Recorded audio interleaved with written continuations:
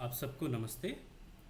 आज हमारे साथ में एक बहुत ही विशेष मेहमान जुड़े हुए हैं, जिन्होंने अपना बहुमूल्य समय देकर हमें हमारे चैनल पे आने के लिए निमंत्रण स्वीकार किया है।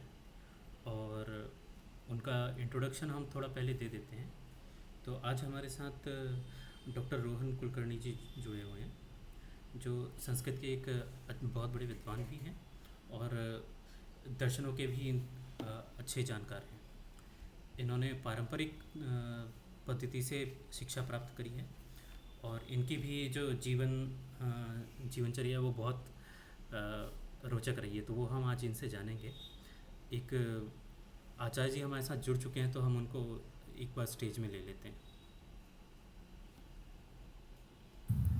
नमस्ते। जी नमस्ते आचार्य जी, बहुत बहुत नमस्ते। धन्यवाद। तो आचार्य जी का जी इंट्रोडक्शन अगर प्रणाम आचार्य जी। प्रणाम। प्रणाम आचार्य जी। प्रणाम। तो आचार्य जी का मैं अगर इंट्रोडक्शन देना शुरू करूं तो सबसे पहले तो आचार्य जी पीएचडी हैं, जैसे पोस्टर में आप लोगों ने देखा होगा। पुणे यूनिवर्सिटी से इन्होंने पीएचडी इन्होंने फिनिश किया है और इनके 6 रिसर्च पेपर संस्कृत और इंग्लिश भाषाओं में प्रकाशित हो चुके हैं और 2 ऑलरेडी प्रिपरेशन में हैं।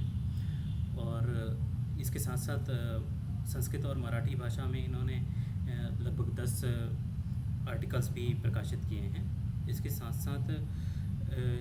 साथ इन्होंने कुछ कुछ समय भंडारकर ओरिएंटल रिसर्च इंस्टीट्यूट में भी काम किया है रिसर्च का, और डेक्कन कॉलेज में भी ये कार्य किए हैं। और साथ में इनका एक बहुत बड़ा जो उपलब्धि हम कहेंगे इनका हमारे हिंदू समाज के लिए, वो वेदांत सिद्धांत चंद्रिका नाम की एक पांडुलिपि जो लुप्तप्राय हो रही थी, उसको इन्होंने पांडुलिपि के स्तर से पूरा पुनः प्रकाशित किया है। तो यह भी इनका एक हिंदू समाज के प्रति उपकार है अब, और इसको क्या कह सकते हैं। तो इसके साथ साथ आचार्य जी को और कई पुरस्कार भी प्राप्त हुए हैं, जिसके बारे में हम उनसे बात करेंगे। बट आगे और कहा जाए तो अभी आचार्य जी 25 विद्यार्थियों को व्याकरण की शिक्षा दे रहे हैं। चैतन्य वेद पाठशाला में भी आचार्य जी पढ़ाते हैं, और वैदिक भारत जो संस्था है उसमें भी आचार्य जी अपना बहुमूल्य समय देकर वाक्यार्थ सभा आयोजित कराते हैं। तो ये सब होते क्या हैं, इन सब के बारे में विषय में हम जानने का प्रयास करेंगे आचार्य जी से। तो आचार्य जी बहुत बहुत धन्यवाद आपका हमारे चैनल पे आने के लिए। धन्यवाद जी। तो सबसे पहले तो आचार्य जी हम आपसे ही जानना चाहेंगे कि हम तो इतना अच्छा जानते नहीं हैं इन सब विषयों को, तो आप एक छोटा सा परिचय अपना स्वयं दे तो अच्छा तो रहेगा। मेरे परिवार है अशोकी परिवार की, तो उसमें संस्कृत विषय में या वेद विषय में कोई नहीं है। ठीक है, यानी अभी के जो सामान्य जो होते हैं विद्यार्थी या छात्र, उनका ऐसा अध्ययन होता है शाला में। तो मेरा भी बचपन से 10वीं तक इंग्लिश मीडियम में अध्ययन हुआ। यहाँ पे पुणे में ही इंग्लिश मीडियम है, तो मुक्तांगन इंग्लिश स्कूल नाम है, उसमें अध्ययन हुआ। तो उसके बाद उस समय मुझे इसके बारे में कोई ये वेद या उपनिषद संस्कृत के विषय में, मुझे शाला में था विषय संस्कृत, वो 50 गुण के लिए था, और उसमें मुझे वो संस्कृत भाषा उस समय अच्छी लगी थी, यानी एक अच्छी भाषा है। तो शुरुआत मुझे मेरी शायद वहाँ से हो सकती है संस्कृत अध्ययन की। तो उसके बाद फिर शाला होने के बाद क्या हुआ कि मुझे सीए में करना चाहता था। तो इसके लिए मुझे 10वीं में अच्छे गुण मिले थे, तो मैंने कॉमर्स जाना पसंद किया उसके लिए।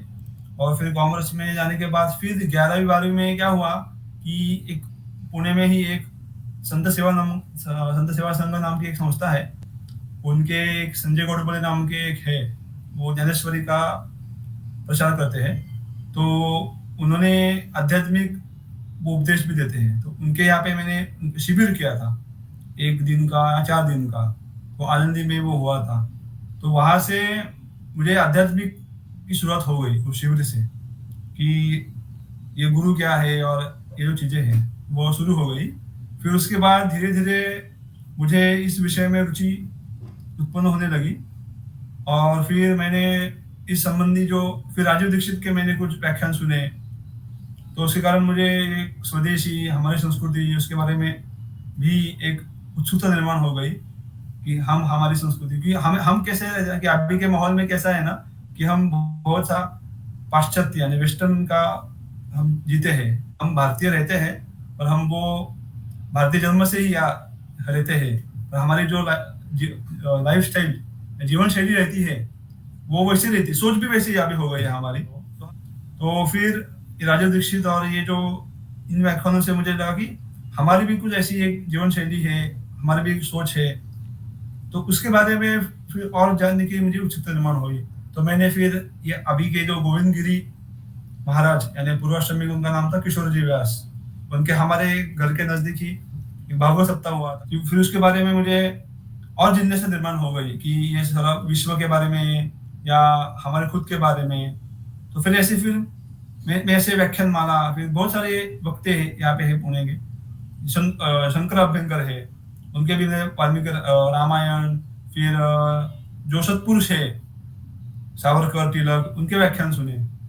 फिर ये सुनने के बाद मुझे दृढ़ निश्चय हो गया, या ये हो गया कि हमें कुछ इसमें करना चाहिए।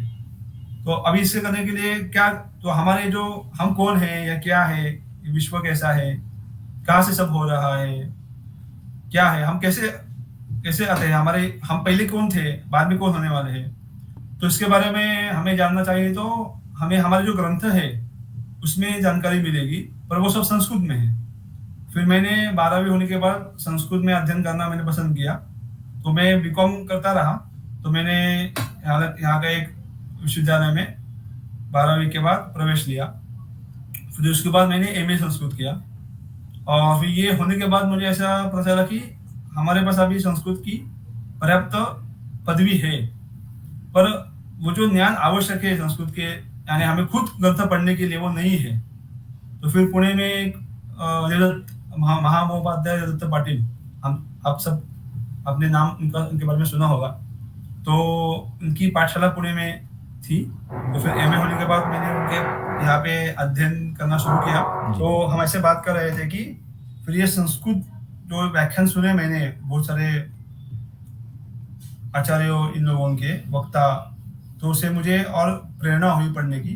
तो अगर हमें वो जानना है, और ऐसा भी है कि उस समय मुझे पता चला था कि बहुत सारे पाश्चात्य लोग, फॉरेन स्कॉलर्स, वो हमारे ग्रंथों का अध्ययन कर रहे हैं, तो हम क्यों ना करें हमारे ग्रंथों का अध्ययन।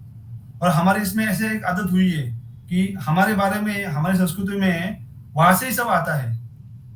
अरे वहां के लोग बोलेंगे तो हमें अच्छा लगता है, हमारे लोग बोलेंगे तो हमें अच्छा नहीं लगता है, सही है ना। जैसे कि मान लो कि अभी योग के बारे में, वो योग कर रहे हैं इसलिए हम योग कर रहे हैं, ना कि हमारे में है इसलिए हम कर ले। हमारे अगर कोई आचार्य बोलेंगे तो हम लोग नहीं सुनेंगे, तो वहां से अगर कहा जाएगा तो फिर लोगों को श्रद्धा होती है। तो ये जो है ना, ये मेरे इसे वो सही नहीं है। तो फिर मैंने ऐसे सोचा कि हम क्यों ना अध्ययन करें। और फिर इसमें एक समस्या ऐसी थी कि उत्पन्न जो समस्या इस क्षेत्र में होती है कि ये करके हमें क्या उत्पन्न मिलेगा।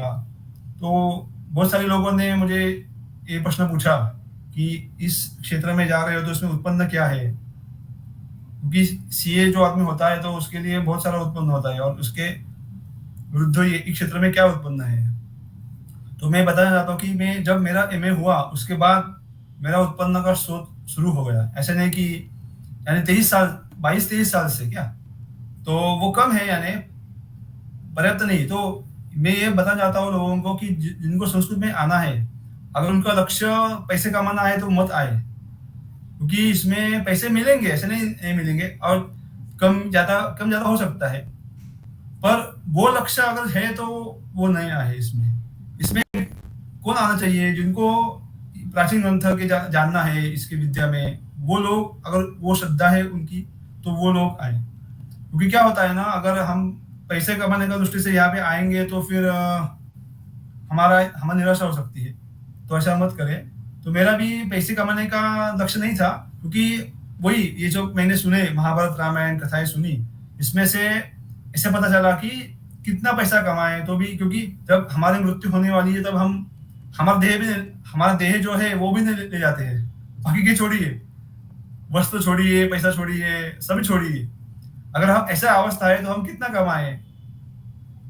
और पैसा कमाना अगर हमारा लक्ष्य है तो एक श्लोक आपको मालूम होगा कि आहार निद्रा भय मैथुनम, ये श्लोक है ना, कि जो पशु पक्षी होते हैं उनमें जो आहार निद्रा भय मिथुन ये चीजें होती है, वो अभी के मनुष्य क्या कर रहा है, अभी का मनुष्य वही कर रहा है। वो दोनों में अंतर क्या है, मनुष्य यंत्रों के माध्यम से ये चार चीजें कर रहा है और डेवलप हो रहा है। पशु भी वही आहार निद्रा भय मिथुन, तो उसके अलावा कोई धर्म नाम की चीज है ना। तो धर्म क्या है वो जानने के लिए हमारे ग्रंथ में बहुत सारा बताया गया है। तो मेरी प्रवृत्ति वो पढ़ने की हुई, इसलिए मैंने 12वीं होने के बाद, एचएससी होने के बाद संस्कृत में जाना पसंद किया। फिर बीए एमए संस्कृत होगा, तब मुझे ऐसा पता चला कि हमारे पास पदवी तो है पर पर्याप्त ज्ञान नहीं है। तो फिर पुणे में जो पाठशाला है महामहोपाध्याय देवदत्त पाटिल, वो पुणे में थे, तब उनके यहाँ पे फिर मैंने न्याय का अध्ययन किया 2-3 साल।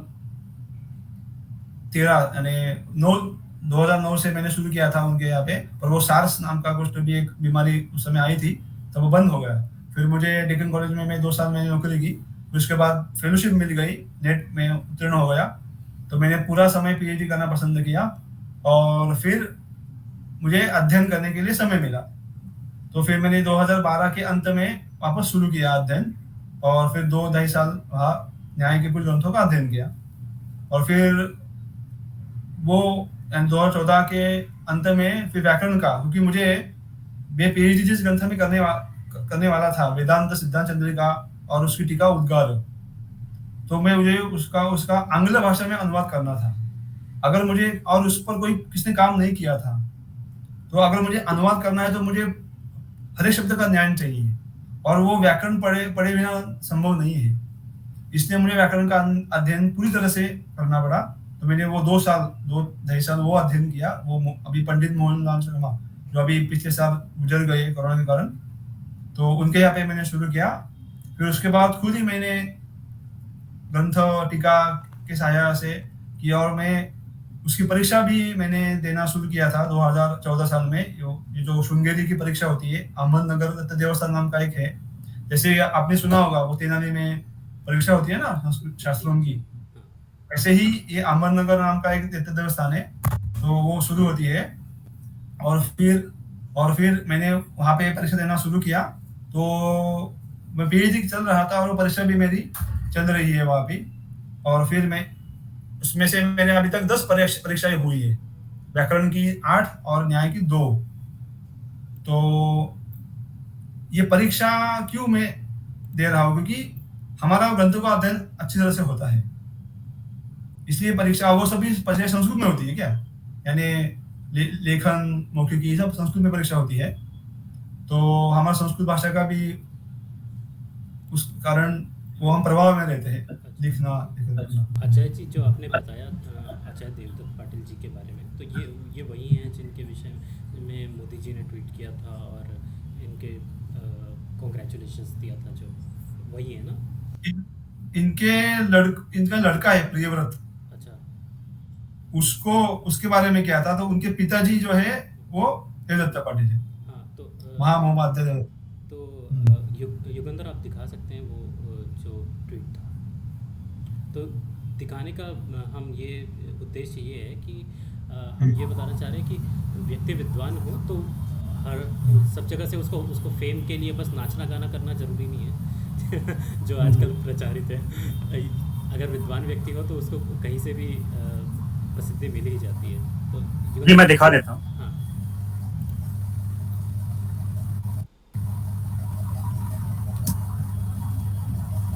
सही। तो ये इस ट्वीट में मोदी जी ने लिखा है, excellent, congratulations to Priyavrat for his feat, his achievement will serve as source of inspiration for many. यानी कि प्रियव्रत को बहुत बहुत बधाई। उन्होंने जो फीट अचीव किया है, उन्होंने जो पाया है, वो आगे जाने वाली संततियों में एक सोर्स ऑफ इंस्पिरेशन होगा, ऐसे करके। तो देवदत्त पाटिल जी का फ़ोटो दिखा दीजिए, जो पहला फ़ोटो है ना। प्रियव्रत के साथ में वही है। हाँ। तो ये आचार्य देवदत्त पाटिल जी हैं, आचार्य रोहन कुलकर्णी जी के गुरु जी हैं। ठीक, तो ठीक है, अब आगे बढ़ते हैं। हाँ, तो आचार्य जी जैसे एक प्रश्न ये भी उठता है कि आज तो बहुत सारे माध्यम हैं पढ़ने के, तो आपने यही क्यों चुना कि केवल आचार्य जी के पास जाके ही पढ़ेंगे, ऐसा क्यों सोचा आपने? ऐसे आजकल तो ऑनलाइन कोर्सेज भी है और अन्य माध्यम भी है, पुस्तकों से भी पढ़ने का प्रयास करते हैं लोग, तो आपने ऐसा क्यों चुना कि किसी के पास जाके पढ़ना उचित रहेगा?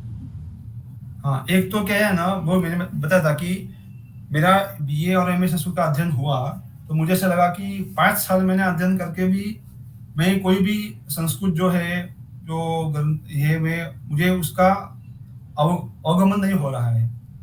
तो फिर कुछ कमियां है, ऐसा मुझे लगा। तो वो कमियां दूर करने के लिए हमें क्या करना चाहिए?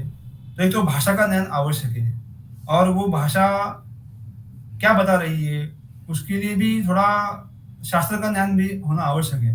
क्योंकि कोई भी वाक्य है, वो व्याकरण और वो क्या बता रहा है, उस वाक्य का तात्पर्य क्या है, उसके लिए शास्त्र का ज्ञान भी आवश्यक है।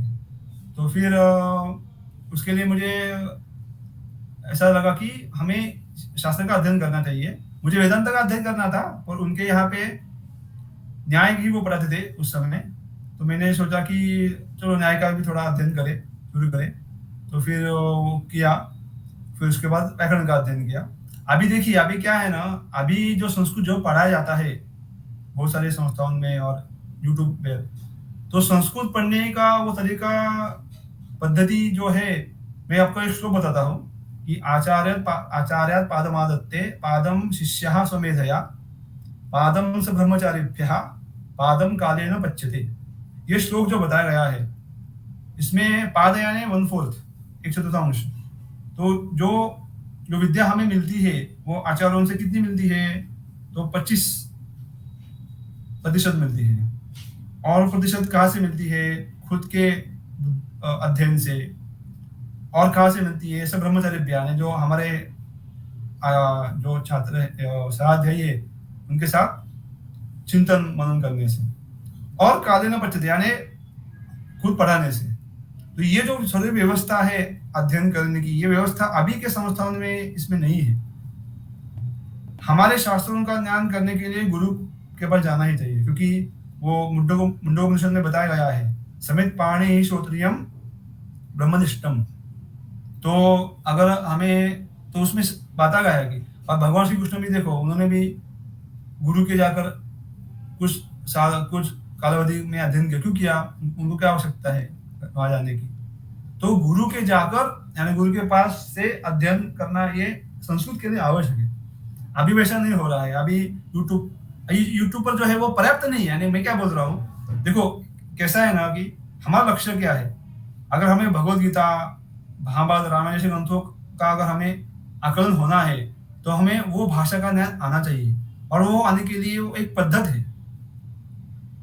अगर वो पद्धत हमने नहीं स्वीकार की, तो हमें कुछ नहीं आएगा। अभी के इसमें क्या होता है ना, अभी के बहुत सारे संस्थान में, या जो होते हैं कॉलेजेस हम बोलते हैं उसको, उसमें सब वेस्टर्न, जो ब्रिटिश जब आए, ब्रिटिशों ने ये सब पद्धत शुरू की। पहले ऐसा नहीं था। पहले गुरु के जाकर अध्ययन करते थे, और फिर वो जो अध्ययन वैसे ही पूरा समय उसमें ही देते थे। अभी क्या हुआ है कॉलेज में कि सब ये सिलेबस ओरिएंटेड हो गया है, यानी ये अधूरा वो अधूरा वो अधूरा, और वो सेमेस्टर पैटर्न अभी तो शुरू हो गया है। तो उससे क्या होता है, फिर वो पूरा करने में उसमें ही समय चला जाता है, और बहुत सारे विषय होते हैं। समस्या कहाँ पे होती है आधुनिक पद्धति में, कि एक विषय को लेकर हम नहीं करते, एक विषय पूरा करके दूसरा, ऐसा नहीं, 3-4 विषय ये वो ऐसे। तो क्या होता है ना कि किसी का हमें ज्ञान नहीं होता है। तो आचार्य जी, जैसे एक इसमें बहुत सारे लोगों को उत्सुकता भी होगी कि ऐसे आचार्यों के पास जाते हैं, तो फिर वहाँ पे माहौल कैसा होता है पढ़ने का, आप लोग का दिनचर्या वगैरह कैसा होता था, इस तरह से। तो बहुत लोग को शायद इंस्पिरेशन भी मिले और पढ़ने का इच्छा भी जागृत हो। तो आप थोड़ा बताएंगे कि वहाँ पे गए तो किस तरह का माहौल था, आप लोग का दिनचर्या कैसा होता था, कब पढ़ते थे, और क्लास जो कक्षा होती थी उसमें कैसे बैठते थे, ये थोड़ा सा बताइए। हाँ, तो मैं पाठशाला में थी। पाठशाला मेरे घर से 4-5 किलोमीटर दूर ही थी। तो मैं अध्ययन के लिए वहाँ पे आता था रहने के लिए नहीं जाता था। अच्छा। क्योंकि आप वैदिक पाठशाला में आप देखे हो तो बहुत सारी पाठशाला में सुबह 5 बजे से 4 साढ़े 4 5 बजे से उनका शुरू होता है जी, जी। और रात 10 बजे तक उनका चलते रहता है। तो वैसा यहाँ पे नहीं था क्योंकि ये वेद पाठशाला का एक अलग है। ये पर इनके यहाँ पे अध्ययन करने के लिए हमें धोती पहनी रहती है। यानी हम अगर शर्ट पैंट वो नहीं है, वो एक नियम है उनका कि हमें धोती पहननी है और ये पूरा ये पहना है। पारंपरिक वस्त्र पहनकर ही हमें नीचे बैठना है। यानी बेंच जैसे हम कॉलेज में देखते हैं ना कि बेंचेस और ऐसा होता है, जी। तो वैसा नहीं है। हमें नीचे भूत जमीन कुछ आसन होता है, वहाँ पे बैठना है और हमारे यहाँ पे सामने ग्रंथ है और जो आचार्य हैं वो पढ़ाते हैं और हमें नोट्स और ऐसे कुछ नहीं है। हम कॉलेज में क्या करते हैं कि कोई भी अध्यापक या शिक्षक जो है वो पढ़ाता है, हम नोट्स और कुछ नोट डाउन करते हैं। जी। तो वैसा यहाँ पे नहीं है। हमें सिर्फ सुनना है और जो सुना है हमने 1 घंटा 1 से सवा 1.5 घंटा, तो उसके आधार पर हमें उसका धारण करना है और फिर हमारे साथ जो है उनके साथ चिंतन करना है उसका। और फिर अगले दिन वो जो हमने धारण किया वो बताना है, उसको हम अनुवाद बोलते हैं। अनुवाद का भी अर्थ लोग भाषांतर लेते हैं, पर अनुवाद यानी अनुशब्द संस्कृत में देखिए अनुकरण बोलते हैं ना, अनुकरण टू फॉलो।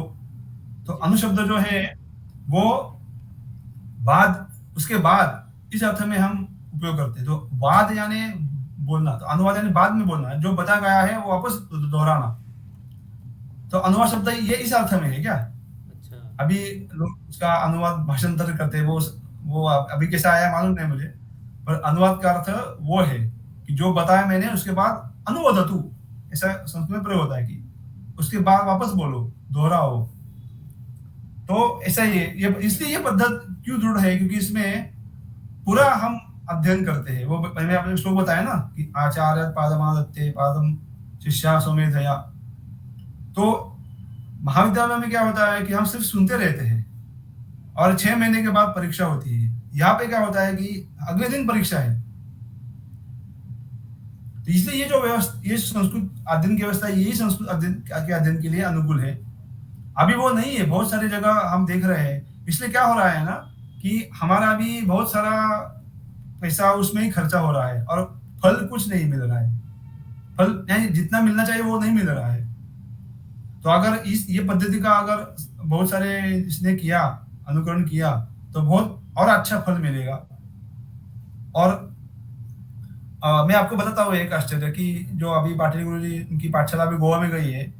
अभी ये जो केंद्रीय संस्कृत विश्वविद्यालय की स्पर्धा होती है, तो उनके स्पर्धा में उनके एक पाठशाला से बहुत सारे लोगों ने गोल्ड, ये जो स्वर्ण पदक, कांस्य पदक, रजत पदक जीते हैं और वो एक पाठशाला के कारण वो राज्य दूसरे क्रमांक पर आया। तो ये सामर्थ्य है पारंपरिक पद्धति के अध्ययन का। जी। और वो उनकी एक ही पाठशाला पूरे भारत में मैंने सुना है कि ऐसी की वो शास्त्राध्ययन के लिए है। बाकी के जो ऐसे वो कॉलेज में ही होता है और वो मदद है, वो उससे कुछ जितना मिलना चाहिए उससे नहीं मिलता है।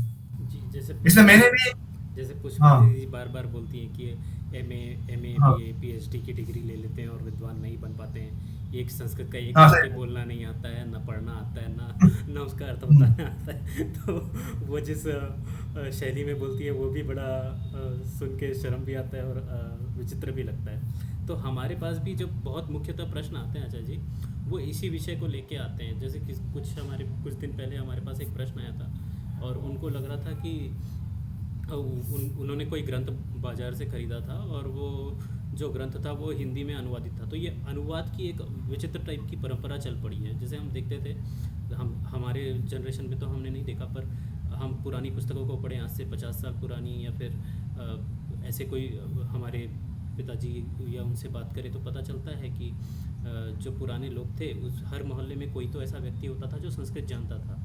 आज के समय में जो भी लोग हैं वो सब अनुवाद के पीछे पड़ रहे हैं कि अनुवाद पढ़ के समझ रहे हैं, गीता को हिंदी में पढ़ लिया और बोलते हैं कि हम गीता पढ़ लिए हैं। तो ये जो अनुवाद की विचित्र परंपरा चल पड़ी है, इसके विषय में आप कैसे बोलते हैं कि ग्रंथ को संस्कृत में ही पढ़ना उचित है, या फिर ये जो अनुवाद में पढ़ते हैं इसके दुष्परिणाम क्या होते हैं? ये सब विषय में थोड़ा बताइए।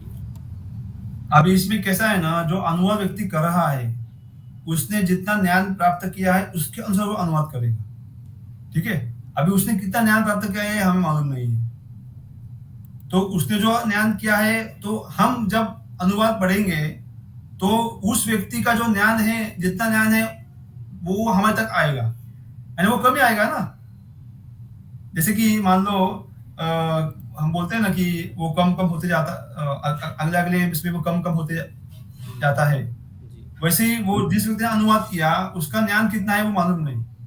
और अगर हमने वो पढ़ा, तो मूल क्या बताया गया है। और देखो मैं इसके लिए आपको उदाहरण बताता हूँ कि अगर आपको एक कोई भी चित्र देखना है, ठीक है?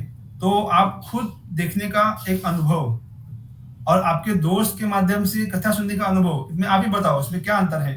उसमें जैसा अंतर है, वैसा अंतर अनुवाद पढ़ने में और मूल ग्रंथ पढ़ने में है। दूसरा उदाहरण मैं बताता हूँ आपको कि आपने अगर शर्करा का स्वाद लिया और किसने पूछा कि कैसा है बताओ, तो वो बता हम बता सकते हैं क्या वो कैसा है शर्करा? हम क्या बोलेंगे उसको? क्या बोलेंगे? मीठा है। हाँ, इतने बोलेंगे ना और क्या बोलेंगे? वो क्या होता है मीठा? तो फिर क्या बोलेंगे हम कि खा लो फिर खुद, हाँ, सही है ना? जी। तो वो अनुभूति जो है ना, वो हमें अगर चाहिए तो वो मूल से ही मिलती है। क्योंकि देखो मैं आपको बताता हूँ कि हमारी ऋषि भगवद गीता भगवान ने कही, उसका स्तर उसमें जो कहा गया है और हम जो अनुवाद करने वाले हैं, तो वो तो हम उस स्तर पे नहीं है ना, जो अनुवाद करने वाले हैं। जी। तो फिर अनुवाद वो वो नीचे स्तर के का ही होगा और जो वो अनुवाद पढ़ेंगे वो उनका और नीचे स्तर है। तो वो और नीचे जी।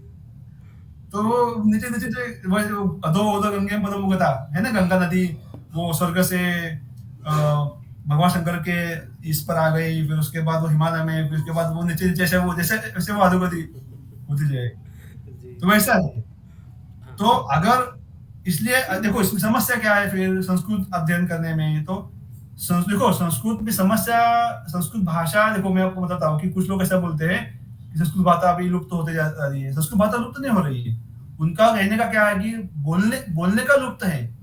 वो तो वो तो बोलने के हमें कुछ परेशानी नहीं है। संस्कृत भाषा बोलना ही संस्कृत भाषा जग रही है ऐसा कुछ अर्थ नहीं है।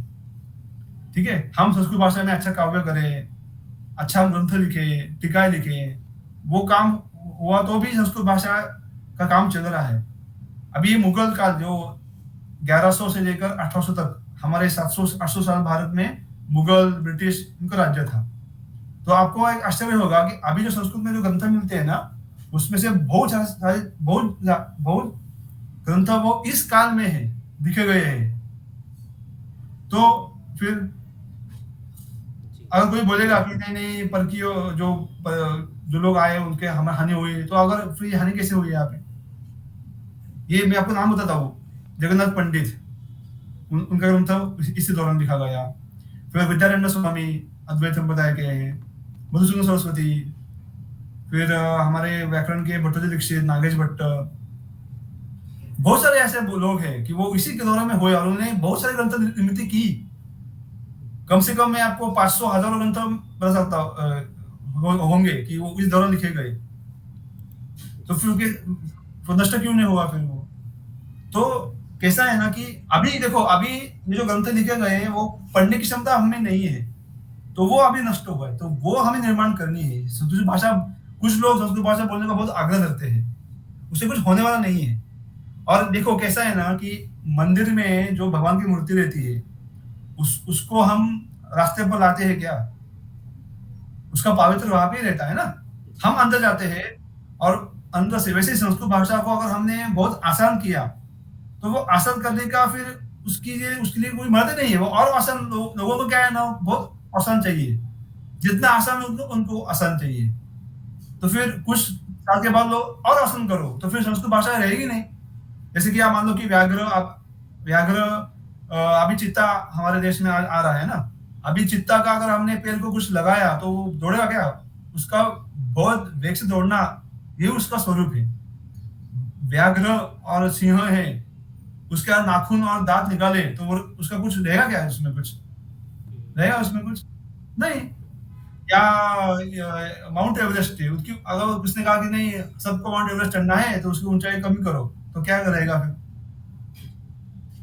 अभी हम क्या गलती करते हैं ना कि सबको सब करना है, ये जो है ना वो गलत है। सब सब सब नहीं कर सकते हैं।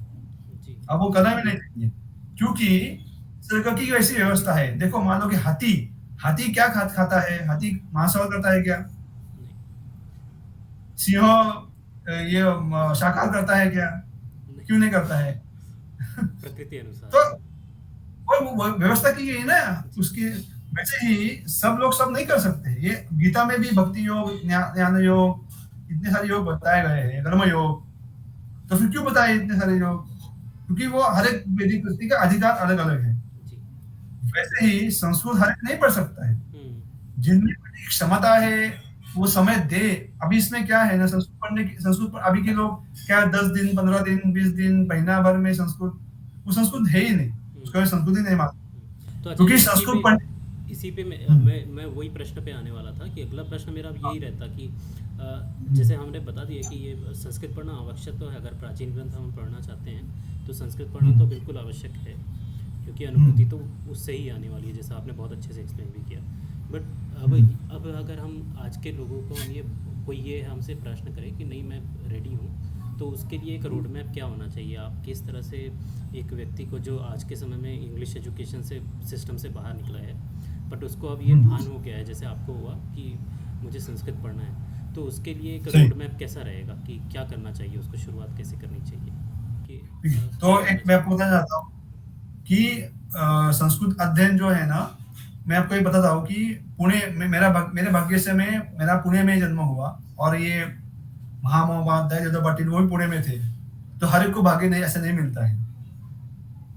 और फिर क्या करेंगे फिर? एक तो दो उसमें है, एक तो कोई भी व्यक्ति जाओ पाठशाला में जाओ पढ़ो पूरा समय। अब इसमें समस्या क्या है कि उसमें अगर पूरा समय दिया तो फिर उसको उत्पन्न का उसकी समस्या हो जाएगी, क्योंकि उसमें उत्पन्न बहुत सारा कम है। ये कम है, ये सच बात है। यानी नहीं, ऐसा नहीं है, तो वो कम है। पर अगर कोई व्यक्ति ऐसा करना था कि उसको नहीं, उसको भौतिक जगत में करना है और उसके साथ भी संस्कृत का अध्ययन करना है, तो उसके लिए अभी हमने यानी 1.5 साल हो गया ऑनलाइन माध्यम से शुरू किया है संस्कृत का अध्यापन। और वो क्रम से है, यानी जिसको संस्कृत का कुछ ज्ञान नहीं है, कुछ भी मालूम नहीं है, वर्णमाला से हम शुरू करते हैं। और उसके बारे में ग्रंथ हमारे अभी आने वाला है, उसका काम चल रहा है।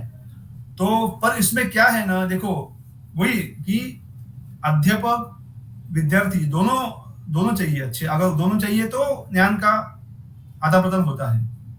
विद्यार्थी अगर आलस से कर रहा है, वो समय नहीं दे रहा है, तो फिर कुछ फायदा नहीं है। फिर ये संस्कृत का अध्ययन यानी एक तपश्चर्या है। ये ऐसा नहीं है कि जैसे कि हम मान लो कि फास्ट फूड जितना फास्ट खाए उतना ही उसका फास्ट परिणाम होता है।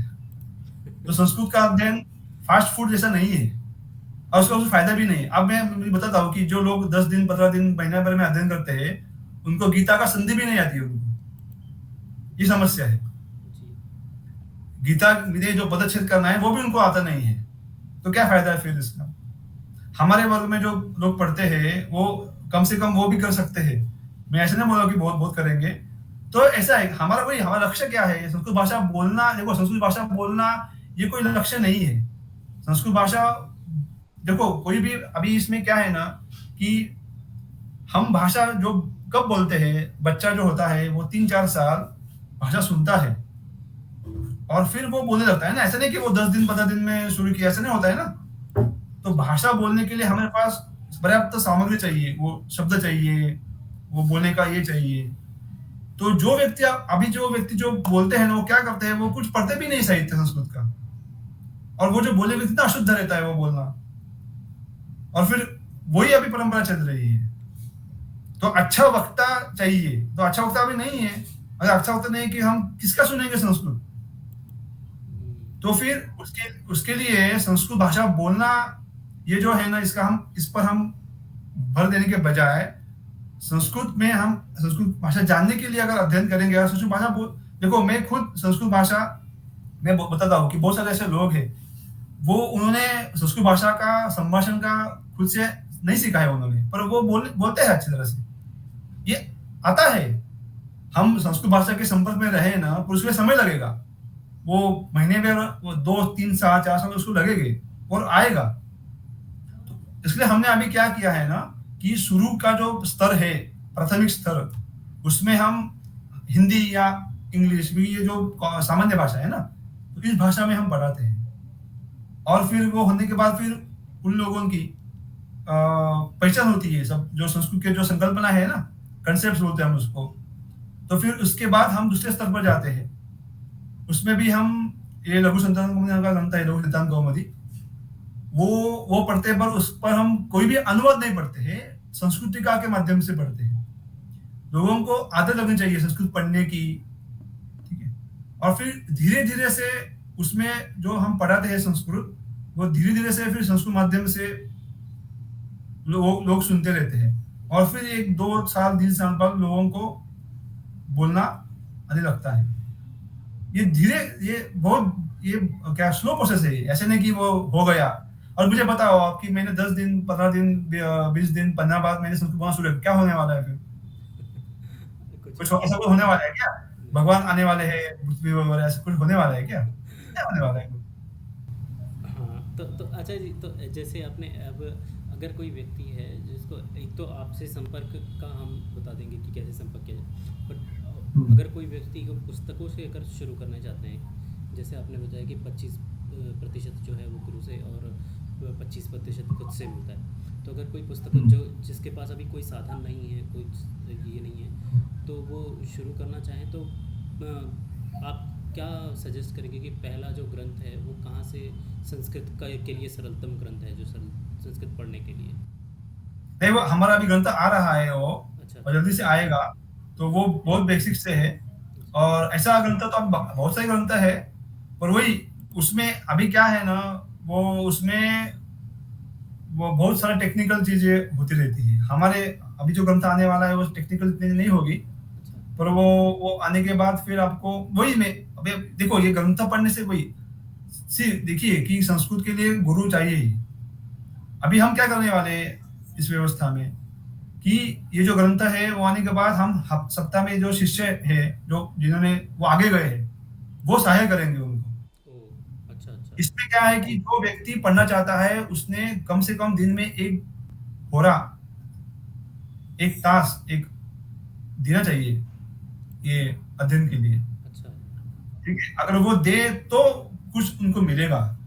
यानी अगर वो, आप कह रहे हैं कि हाँ, प्रतिदिन देना है, ऐसे 10 दिन, 15 दिन या महीने में कभी किसी 3 महीने का कोर्स, ऐसा सब नहीं करना है। प्रतिदिन 1 नहीं घंटा नहीं, जीवन भर देना हाँ, है। 1 घंटा, और जीवन जीवन भर नहीं, जीवन भर ऐसे नहीं है, नहीं, जीवन भर तो ठीक है, उधर अच्छा होगा, पर कम से कम 4 5 साल तो आपको देना है। अच्छा, नहीं यानी वो एक बार तो अभ्यस्त होने के लिए, प्रतिदिन ऐसे हाँ हाँ नहीं कि हमको जीवन लगाना है, ऐसा सोच के करना है। हाँ, हाँ। वही बोला कि ये तपस्या है, संस्कृत का अध्ययन तपस्या है। जी, जी। हमारे ऋषि मुनियों ने 10 10 बहुत साल तपस्या करके फिर उन्होंने ग्रंथ की निर्मित की। और वो जानने के लिए हमें हमारी क्षमता चाहिए ना उतनी। जी। तो एक एक इसमें क्या कि हम संस्कृत का अध्ययन क्यों करें, ये भी लोगों को प्रश्न पड़ता है ना, कि क्यों हम संस्कृत का अध्ययन करें, क्या मिलने वाला है।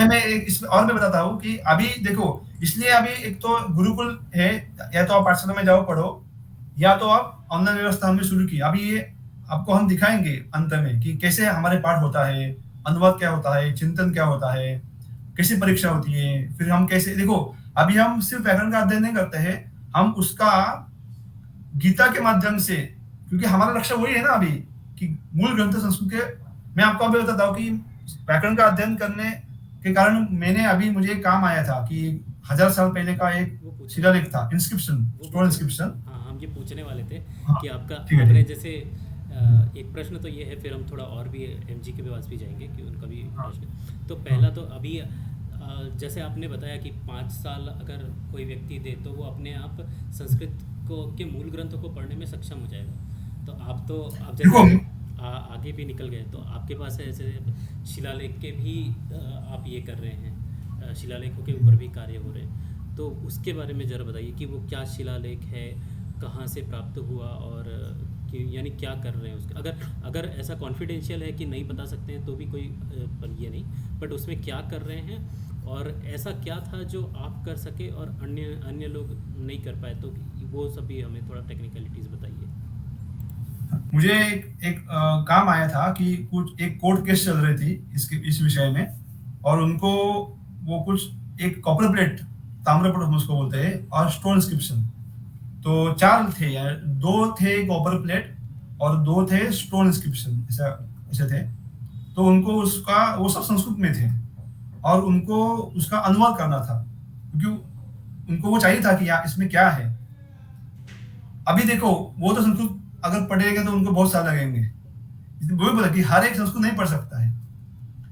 हम क्या करें कि जो जिनको पढ़ना है वो वो संस्कृत अच्छी तरह से पढ़े, तो इनको उसमें क्या है वो जानना था। तो फिर उन्होंने कुछ लोगों को दिया, और उनको वो नहीं कर सके। वो क्यों नहीं कर सके मुझे मालूम नहीं। और मैंने से सोचा है कि ये अष्टाध्यायी का अगर आपको ज्ञान है, आप अध्ययन किया आपने पूरा अष्टाध्यायी का क्या, तो आप डिकोड कर सकते हो। डिकोडिंग हम इसको बोलते हैं। तो अष्टाध्यायी और थोड़े कुछ शास्त्रों के प्राथमिक ग्रंथ का अध्ययन ये अगर किया तो आप में वो क्षमता आती है, ये वो ग्रंथ का उसमें क्या बताया गया है उसका अर्थ जानने की। तो मैंने वो मीमांसा न्याय शास्त्र का, मीमांसा शास्त्र का एक ग्रंथ का, वेदांत शास्त्र का एक ग्रंथ का ऐसा अध्ययन किया है, और व्याकरण का पूरी सिद्धांत कौमुदी का भी अध्ययन किया है।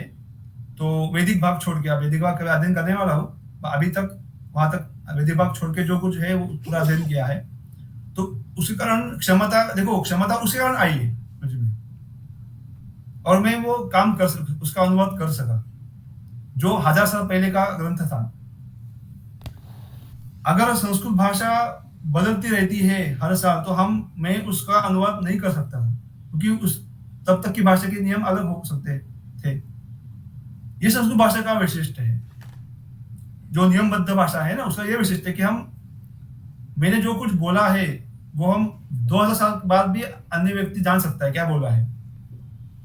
और उसमें दूसरा एक फायदा है कि संस्कृत में हम संक्षेप में लिख सकते हैं। जैसे कि मान लो कि मुझे जानने की इच्छा है, ये मैंने इसके लिए मुझे जानने की इच्छा है, ये 4 शब्द का मैंने उपयोग किया।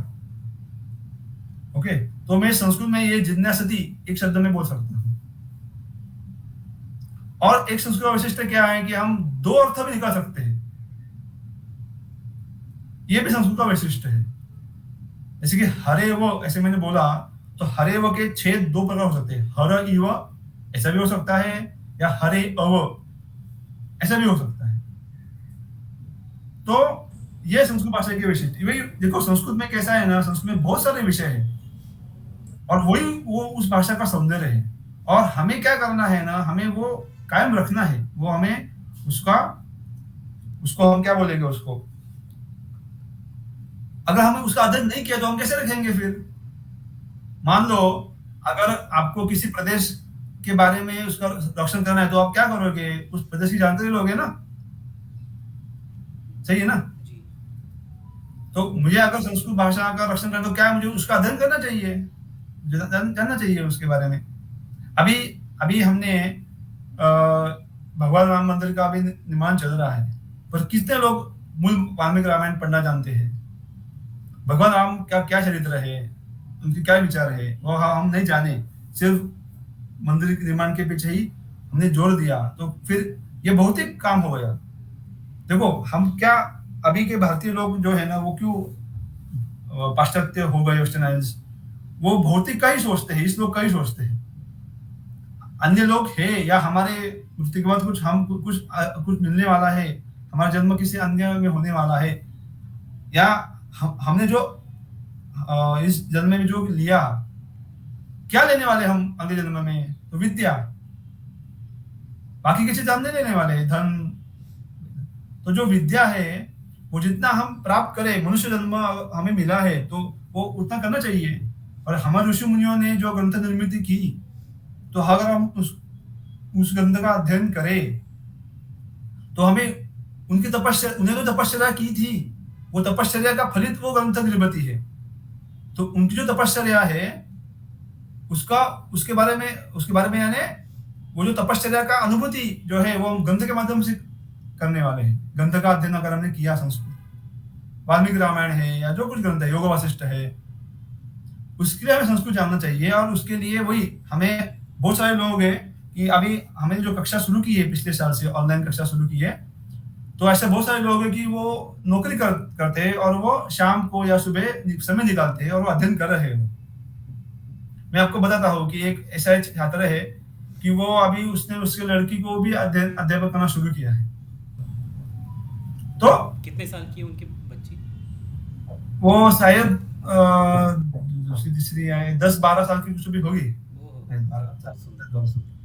हाँ, तो एमजी आप आपका जो प्रश्न था वो रखिए। इसमें क्या है ना कि हम व्यवस्था करने वाले हैं, जो पर लोगों में समझ लेना चाहिए, ये समस्या है। ठीक है, अगर आपका ऐसा लगा कि नहीं नहीं ऐसे ही चमत्कार से सब होने वाला है, ऐसा नहीं होने वाला है। आपको हर दिन समय देना चाहिए और तपश्चर्या जैसे उसका अध्ययन करना चाहिए और संयम चाहिए जी, कि देखो 2 महीने के बाद मुझे आना चाहिए, ऐसे नहीं होगा। जी। एक बिजनेस ठीक है? मेट्रिक की तरह नहीं ले सकते। हाँ, नहीं वही ना, वो नहीं है, ऐसा हाँ, नहीं है। एमजी की तरफ हम चलते हैं। एमजी अपना प्रश्न आप रखिए।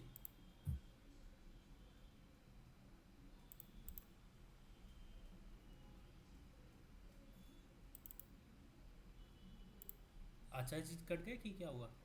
एमजी हो आप? विद्यार्थी जी, मैं मेरा प्रश्न रखूं? हाँ, हाँ, आप अपना प्रश्न रखिए। जी। तो आचार्य जी, मेरे कुछ सवाल थे, तो मैं 2 सवाल है मेरे, तो मैं एक साथ रख देता हूँ, फिर आप उनके उत्तर दीजिएगा। पहला मेरा सवाल ये था कि जैसा कि आपने बताया कि जो संस्कृत भाषा है वो कोई ऐसा नहीं कि साधारण किसी ने भी सीख ली और कोई भी मतलब बोलने लग गया, उसके लिए प्रयास करना पड़ेगा और मेहनत करनी पड़ेगी। तो मेरा ये सवाल है और कई व्यूवर्स का भी ये सवाल रहता है कि जो साधारण हमारी जो लौकिक व्याकरण है, जो लौकिक संस्कृत की व्याकरण है, उसके नियम और जो वेद की जो व्याकरण है, मंत्र की जो व्याकरण है, या उस शैली के जो अन्य ग्रंथ हैं, उपनिषद वगैरह, वैदिक वाङ्मय जो है, उसकी व्याकरण में फ़र्क है या नहीं? क्योंकि कुछ लोग उसको सेम ही समझ के और अर्थ का अनर्थ कर देते हैं। तो एक तो मैं ये जानना चाहता हूँ कि इनमें क्या फ़र्क है? और दूसरा मेरा सवाल चलिए, आप मैं दूसरा सवाल बाद में पूछूंगा, पहले मुझे यही बता दीजिए। हाँ, नहीं जी फर्क है ना। सर्वथा भेद नहीं है, भिन्न भाषाएं नहीं है, पर फर्क है। जी। जी, ठीक है, फर्क है उसमें। जैसे फ़र्क वेद है एक बोला मतलब। हूँ कि र जो है वो लौकिक भाषा में नहीं है, वो वेद में आता है र। और बहुत सारे ऐसे भेद है, यानी थोड़ा विभक्ति के बारे में और इसमें है, यानी यानी मेरे पूछने का मतलब तात्पर्य ये था, हाँ, क्योंकि कई लोग क्या करते हैं कि जैसे साधारण जो संस्कृत की व्याकरण है, उसके नियम जो ज़्यादा नहीं सीखे रहते हैं, जैसा कि आप तो पूरे परंपरा से सीखे, तो आप विद्वान हैं, लेकिन कई लोग क्या रहते हैं, ऑनलाइन वगैरह से सीखते हैं और वो उसका उपयोग करके मंत्र का ट्रांसलेशन कर लेते हैं, वो और कुछ भी अर्थ का अनर्थ निकाल देते हैं। तो मैं वो उस हिसाब से जानना चाहता हूँ कि मतलब इतना फ़र्क है क्या कि अर्थ का अनर्थ हो सकता है उसके नहीं नियमों से इतना तो उसको नहीं लगा होगा।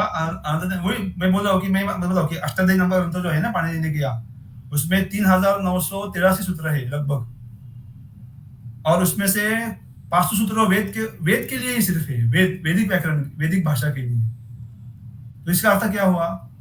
भाषा अंतर है दोनों में। जी अगर जी दोनों एक होते हैं तो फिर क्यों अलग सूत्र करते हैं उसके लिए? वो जी जी। एक सूत्र आता है अष्टाध्यायी में, उसका नाम है बहुलम छंदसी। ये सूत्र 11 या 12 बार आता है सूत्र। तो पाणिनि उसने भी वेद में अन्य रूप होता है उसका, अन्य प्रयोग होता है उसका, अन्य उसका ये होता है, तो ऐसा है। तो भेद है उसमें, तो हमें उसके लिए वो जानना आवश्यक है। देखो वेद का अगर वेद को जानना है ना, तो हमें वेदांग का अध्ययन करना आवश्यक है, शिक्षा ये। उसके बिना हम वेद का अध्ययन करना वो सही नहीं है, उचित नहीं है। और फिर उसमें क्या जी है ना, उसमें देखो अभी क्या है ना, अभी कुछ सभी बोलने लगे हैं तो किसको हम प्रमाण माने? ये प्रमाणता है ना, ये इस पे महत्व है। जी, ठीक है, कोई बोलना है तो बोले दो, क्योंकि उसमें हम नहीं प्रतिबंध कर सकते ना। हम किसको किसको रोकेंगे हम? जी जी। आप यानी अगर कि रोके व्याकरण के अलावा तो अगर हम वेदांग है, रोकेंगे तो और भी फर्क अगर आ हम गया। रोकेंगे तो बोलेंगे देखो ये जी हमारा द्वेष कर रहा है, ये धर्म विरोधी है, ऐसा लोग करेंगे। क्योंकि जो मीठे बोलते हैं ना, उनके अनुयायी ज्यादा होते हैं। ठीक है और ये विद्या जो विषय है ना, वो अनुयायी का विषय नहीं है।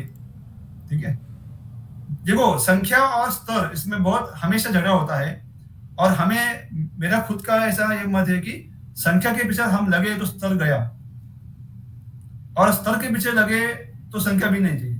संख्या और स्तर में हमें कभी भी उसमें मिक्स नहीं करना चाहिए दो दो चीजें। तो वही तो अभी अभी क्या हो रहा है ना, अभी लोगों को प्रसिद्धि चाहिए, लोगों को बहुत सारे अभी संस्कृत का लोग इसके लिए इस्तेमाल कर रहे हैं, ठीक है, प्रसिद्धि चाहिए उनको, उनको बहुत सारा पैसा भी चाहिए, ये चाहिए वो चाहिए, तो संस्कृत का अभी ये कर रहे हैं, संस्कृत के माध्यम से ये कर रहे हैं। तो वो सही गलत है हमने, पर वो ऐसा हो रहा है यानी,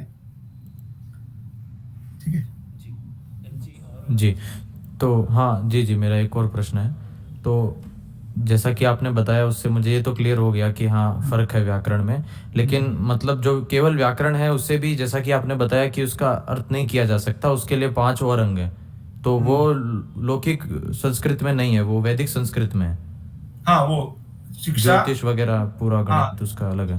शिक्षा, निरुक्त, निरुक्त, फिर व्याकरण, व्याकरण उसमें एक व्याकरण उसका वो एक श्लोक आता है,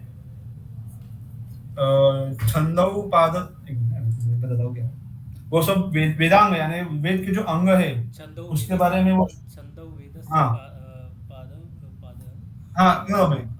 हाँ हाँ, ये एक हमने मिनट पिछली बताता बार भी हूँ, दिखाया था आचार्य जी के साथ में। दिखा था क्या? हाँ हाँ, ठीक है, ठीक है, ठीक है। तो छंदः में एक बार, छंदः पादौ तु वेदस्य हस्तौ कल्पोऽथ पठ्यते, ज्योतिषाम् अयनं चक्षुर् निरुक्तं श्रोत्रम् उच्यते, शिक्षा ग्रहणं तु वेदस्य मुखं व्याकरणं स्मृतं, तस्मात् साङ्गमधीत्येव ब्रह्मलोके मदीयते। तो देखो ये वेदांग भी नहीं, पुराण का भी ज्ञान चाहिए, ठीक है, थोड़ा फार। तो एक होने के बाद हम वेद का अर्थ निकाल के समर्थ हो सकते हैं, ऐसा भी बोल रहा हूँ। तो उसके लिए कितनी हमें तपस्या करनी पड़ेगी, तो ये एक दो साल का काम नहीं है। जी। तो मैं दूसरा सवाल पूछता हूँ। दूसरा सवाल मेरा ये है कि जो जैसा कि आपके मतलब परिचय में आपने बताया था कि क्रिटिकल एडिशन वगैरह से रिलेटेड भी आपने काफ़ी कार्य किया है और उसमें आपका अनुभव रहा है। तो मेरा सवाल ये था कि जब भी हम कहते हैं कि ये हो सकता है कि इस ग्रंथ में ये बाद में कोई संस्करण में या संपादन में किसी ने कुछ जोड़ दिया हो, तो लोग समझते हैं कि ये हम ऐसे ही बोल रहे हैं या ये इसके पीछे कोई आधार नहीं है। तो मैं आपसे जानना चाहता हूँ कि ये जो कहा जाता है अलग अलग लोगों के द्वारा, विद्वानों के द्वारा, कि इसमें शेपक है, इसमें प्रक्षेपण है, तो ये ऐसे ही कह दिया जाता है या इसके पीछे कोई बहुत गूढ़ तर्क या गूढ़ विज्ञान होता है? तो मैं वो जानना चाहता हूँ आपसे। इसमें क्या है ना, देखो अभी अभी अभी का जो ग्रंथ निर्मिति का जो तरीका है वो अभी का भिन्न है, और पहले भिन्न था। जब मशीन 17 साल या 16वें 17वें में शुरू हो गया, तो उसमें प्रिंटिंग प्रेस नाम का एक आ गया। तो उससे क्या हुआ, तो मैं एक साथ बहुत सारी प्रतियां निकाल सकता हूँ। तो उसमें उसमें कुछ भेद होगा क्या, बताओ मुझे? नहीं होगा ना, क्योंकि वो सब फॉर्मेट क्या है ना, तो वो वही सब में आएगा। पर प्राचीन में कैसा था, ऐसा नहीं था, क्योंकि मशीन नहीं था ना। तो अगर मैंने कुछ एक ग्रंथ लिखा, मैंने कुछ कभी, मान लो वाल्मीकि रामायण ने रामायण ग्रंथ लिखा, अभी वो वाल्मीकि रामायण किसी अन्य व्यक्ति को पढ़ना है, तो वो क्या करेगा फिर? या तो वो उनके आश्रम में रहे कुछ महीने बाद, महीने के लिए, एक वो है, या तो वो ग्रंथ जो है वो उसके साथ लेकर जाए, तो वो संभव नहीं है, क्योंकि वो ग्रंथ उनके पास चाहिए ना, वाल्मीकि मुनि के पास। तो वो क्या करेगा फिर? वो ग्रंथ लिखेगा हाथ से, और उसकी जो प्रत है वो लेकर जाएगा। अभी जो वो लेकर गया जहां पे, उसके यहाँ पे लोगों को भी लगा कि हाँ मुझे भी ये पढ़ना है, तो वो फिर उससे भी कॉपी करेंगे। तो ऐसे ये वो चलता रहेगा। तो उसमें क्या है ना कि मनुष्य का स्वभाव है कि वो दोष, देखो 100% तो कोई भी सही नहीं होता है, उसमें गलतियां होती रहती है। तो वो जो जिसने वो वाल्मीकि रामायण मूल ग्रंथ से लिखा, उसमें कुछ ना कुछ उसने गलतियां की होगी, ठीक है। और जिसने जो उसको हम कहेंगे वाल्मीकि रामायण जो है वो मूल ग्रंथ, मूल प्रत है, उसको हम एक नाम देंगे, संकेत करेंगे, ठीक है। तो ब नाम की नहीं, हम क्या ए करेंगे, क्या हिंदी में बोलेंगे, हम क्या करेंगे, आप ही बताओ मुझे।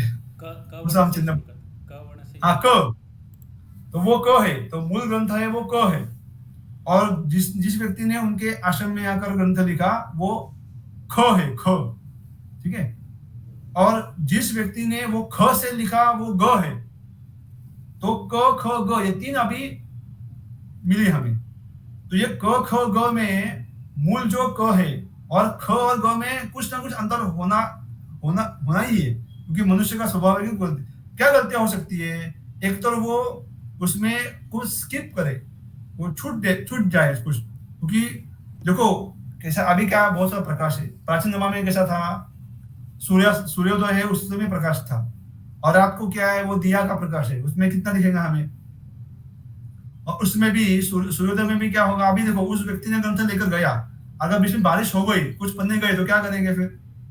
जो ख कॉपी जो है ख है, फिर कुछ पन्ने निकल गए, बारिश हो गई, कुछ भी हुआ रास्ते में, और ग ने जो ख के आधार पर लिखा उसमें उसने उतना ही लिखा, तो उसमें भी कम ही। समझ में आ रहा है आपको? क के प्रत में 500 पन्ने हैं, और जो ख नाम की प्रत है उसमें 10 पन्ने गायब हो गए किसी कारण, तो 490। तो जो ग नाम की एक परत है उसने भी 490 लिखे, क्योंकि उसको क्या मालूम कि 500 पेजेस है, सही है ना? क्योंकि कुछ पांडुलिपियों में वो नहीं लिखते थे प्राचीन जमाने में, वो पृष्ठ क्रमांक, ठीक है। तो फिर ऐसा हो गया, तो फिर अभी ऐसे ऐसे वो परंपरा शुरू रही, तो क्या होगा, वो जो वाल्मीकि रामायण के उसकी बहुत सारे पांडुलिपियां हो गई, 1000-2000 हो गई, पूरे भारत में हो गई होगी। अभी हमें अगर अध्ययन करना है तो हमारे पास क्या है, कितने सारे हैं, 2000 है। अभी जो मूल जो है ना वो लुप्त होने का संभावना है, क्योंकि वो नहीं रहेगी इतना साल, 2000 साल तो नहीं रहेगी ना, क्योंकि इतना कागज का हमारे इसमें बहुत सारी बारिश होती है और बहुत सारे ह्यूमिड है ना, तो वो रहना संभव नहीं है। और अभी भी जो हमें पांडुलिपि मिलती है वो 1000 साल पहले से नहीं मिलती है, तो फिर वो लुप्त हो गई। अभी फिर हमारे पास क्या है, जो अर्वाचीन है, जो कॉपीज हम बोलेंगे, तो वो है। अभी उस आधार पर हम क्या करेंगे, अभी उसमें भी बहुत सारे फिर भेद हो गए, क्योंकि जितने लोग लिखेंगे उनमें से या तो वो गलतियां करेंगे या तो वो खुद का भी लिखेंगे। ऐसा स्वभाव होता है ना। हम वो एक खेल खेलते हैं, वो महाराष्ट्र में होता है, वो हम कान गोष्ठी बोलते हैं, कि हम एक के कान में उसी कान को बोलते हैं, फिर दूसरे के तीसरे, तो उसमें भी हम कितनी गलतियां करते हैं। देखो 5 लोग अगर वो खेल खेल रहे हैं, आप हिंदी में क्या बोलते हो उसको, उस खेल को? नहीं पता वो हिंदी में है कि हाँ। नहीं, पर कान को बोलेंगे पर एक तरीके से बातों का बतंगड़ बनाना कह सकते हैं हम, कि हाँ बातें बढ़ते बढ़ते कुछ और ही बन जाता है। हाँ। तो अगर ये 5 लोगों में संभव है, तो फिर ये हजारों सालों से जो ग्रंथ की जो लिखने का परंपरा इसमें होना संभव ही है ना। और जी। जब लिखते समय पर क्या होता है कि मुझे नींद आ गई, मैंने जी पहली पंक्ति लिखी, और उसमें क्या है ना, जो पांडुलिपि में आपको अच्छा लगा, उसमें कुछ लाइंस कुछ नहीं होता है। अभी में हमें जैसे सुविधा है वो लाइंस और सब, तो अभी मैंने कहाँ से शुरू किया, वो मैंने एक पंक्ति लिखी, तो मुझे नींद आ गई, फिर मैं दूसरे का शुरू किया, तो मैंने दो चार पंक्तियां छूट गई मेरी। ऐसा होता है, उसको हम ओमिशन बोलते हैं। तो फिर ये सारे पांडुलिपियां है, तो उसमें से अभी मूल ग्रंथ क्या है हम क्या मालूम। तो उसके लिए हमें क्या करना पड़ता है कि पूरे जो पांडुलिपियां उपलब्ध है वो इकट्ठा करो, वो इकट्ठा करके फिर हमें तय करना है उनमें उसमें से कि कौन सा मूल ग्रंथ के नजदीक हो रहा है। संभव नहीं कि वो मूल ग्रंथ ही होगा, उसके नजदीक होगा, तो उसको हम क्रिटिकल एडिशन बोलते हैं। वो उसका जो अभ्यास है करने का, वो निकालना। जी क्रिटिकल एडिशन यानी क्या है कि जो मूल ग्रंथ लिखा गया उसके नजदीक तक जाना। प्रोसेस में है वो भी। हाँ, ऐसा ऐसे नहीं कि वो शुद्ध होगा। देखो अभी के लोग कुछ क्या पे ये करते हैं कि क्रिटिकल एडिशन ऐसा नहीं कि वो शुद्ध है, क्योंकि वो मूल ग्रंथ में भी अशुद्ध लिखा होगा। शुद्ध बताना वो नहीं है, मूल ग्रंथ का तक जाना वो हमारा उद्देश्य क्रिटिकल का है। और उसके लिए हमें जो पांडुलिपियां है वो इकट्ठा करनी पड़ती है, वो उसका एक तंत्र होता है। मैं आपको दिखाता हूँ क्या मैंने जो किया है। मैंने जो पीएचडी के लिए पूरे भारत में से 33 यानी 33 ही बोलते हैं ना हिंदी में उसको, हाँ 33, तो 33 मैंने पांडुलिपियां पूरे भारत से इकट्ठा की। देखिए अभी ये मेरा ग्रंथ लिखा गया 300 साल 1650 के आसपास लिखा गया। तो उस वहां से लेकर 1850 तक या 80 तक 200 साल में उसके इतने सारी कॉपी प्रति निकली। ये वाल्मीकि रामायण की कितनी निकली होगी, महाभारत की कितनी निकली होगी। तो फिर ये कहाँ कहाँ पे मिली मुझे? काशी में मिली, बड़ौदा में, कोलकाता में, चेन्नई में, मैसूर में, हैदराबाद में थी पर वो नहीं मिली, वो शायद वो पांडुलिपि वहां से गायब हो गई है। उज्जैन में, महाराष्ट्र में भी बहुत जगह मिली। तो इतनी जगह सारे मुझे मिली, तो मैंने सब इकट्ठा किया। तो मुझे 2 पांडुलिपियां, एक बंगाली लिपि स्क्रिप्ट में मिली, एक तेलुगु में और बाकी सब देवनागरी में मिली। तो अभी उसमें से क्या हुआ मैं आपको दिखाता हूँ क्या, एक मिनट क्या दिखाता हूँ।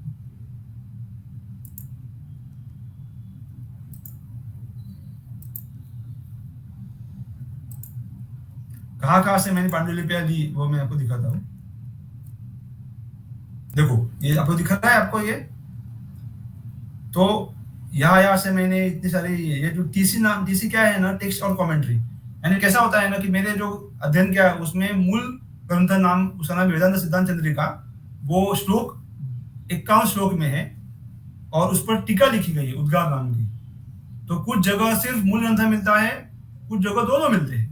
तो टीसी यानी क्या है, टेक्स्ट एंड कमेंट्री। तो फिर ये दिया है देवनागरी में, फिर ये हो गए इतने सारे, 1 2, तो 17 संस्थाओं में मुझे मिले। 17 संस्थाओं में 33 मैन्युस्क्रिप्ट्स मुझे मिली। ठीक है, तो उसमें से 19 जो पांडुलिपियां है उसमें दोनों थे, टीका भी थी और ग्रंथ भी था, मूल ग्रंथ। और 14 में सिर्फ मूल ग्रंथ ही था, यानी 51 श्लोक थे। तो मैं सभी पढ़ी मैंने। तो ये पढ़ के फिर मैंने एक माना कि वो पुरानी हो सकती है। और फिर क्या किया, उसके आधार पर पाठभेद, उसको हम बोलते हैं वेरिएंट रीडिंग्स, यानी पाठभेद। यानी मैंने एक ग्रंथ जो है वो मैंने उसका दंडन किया। और देखो पाठभेद कितने हो सकते हैं, पाठभेद ऐसे नहीं कि वो 90% पाठ ऐसे नहीं होता है। ठीक है, ये ग्रंथ अर्वाचीन है इसलिए इसमें पाठभेद की संभावना बहुत कम है, तभी 10-20% हो सकते हैं।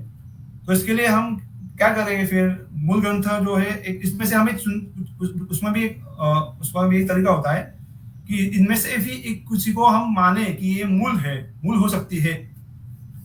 फिर मैंने क्या किया कि मैंने से चुना, मैंने फिर एक को माना, फिर उसका टंकन किया उस पांडुलिपि का, और फिर उसके आधार पर अन्य पांडुलिपियां का अध्ययन किया।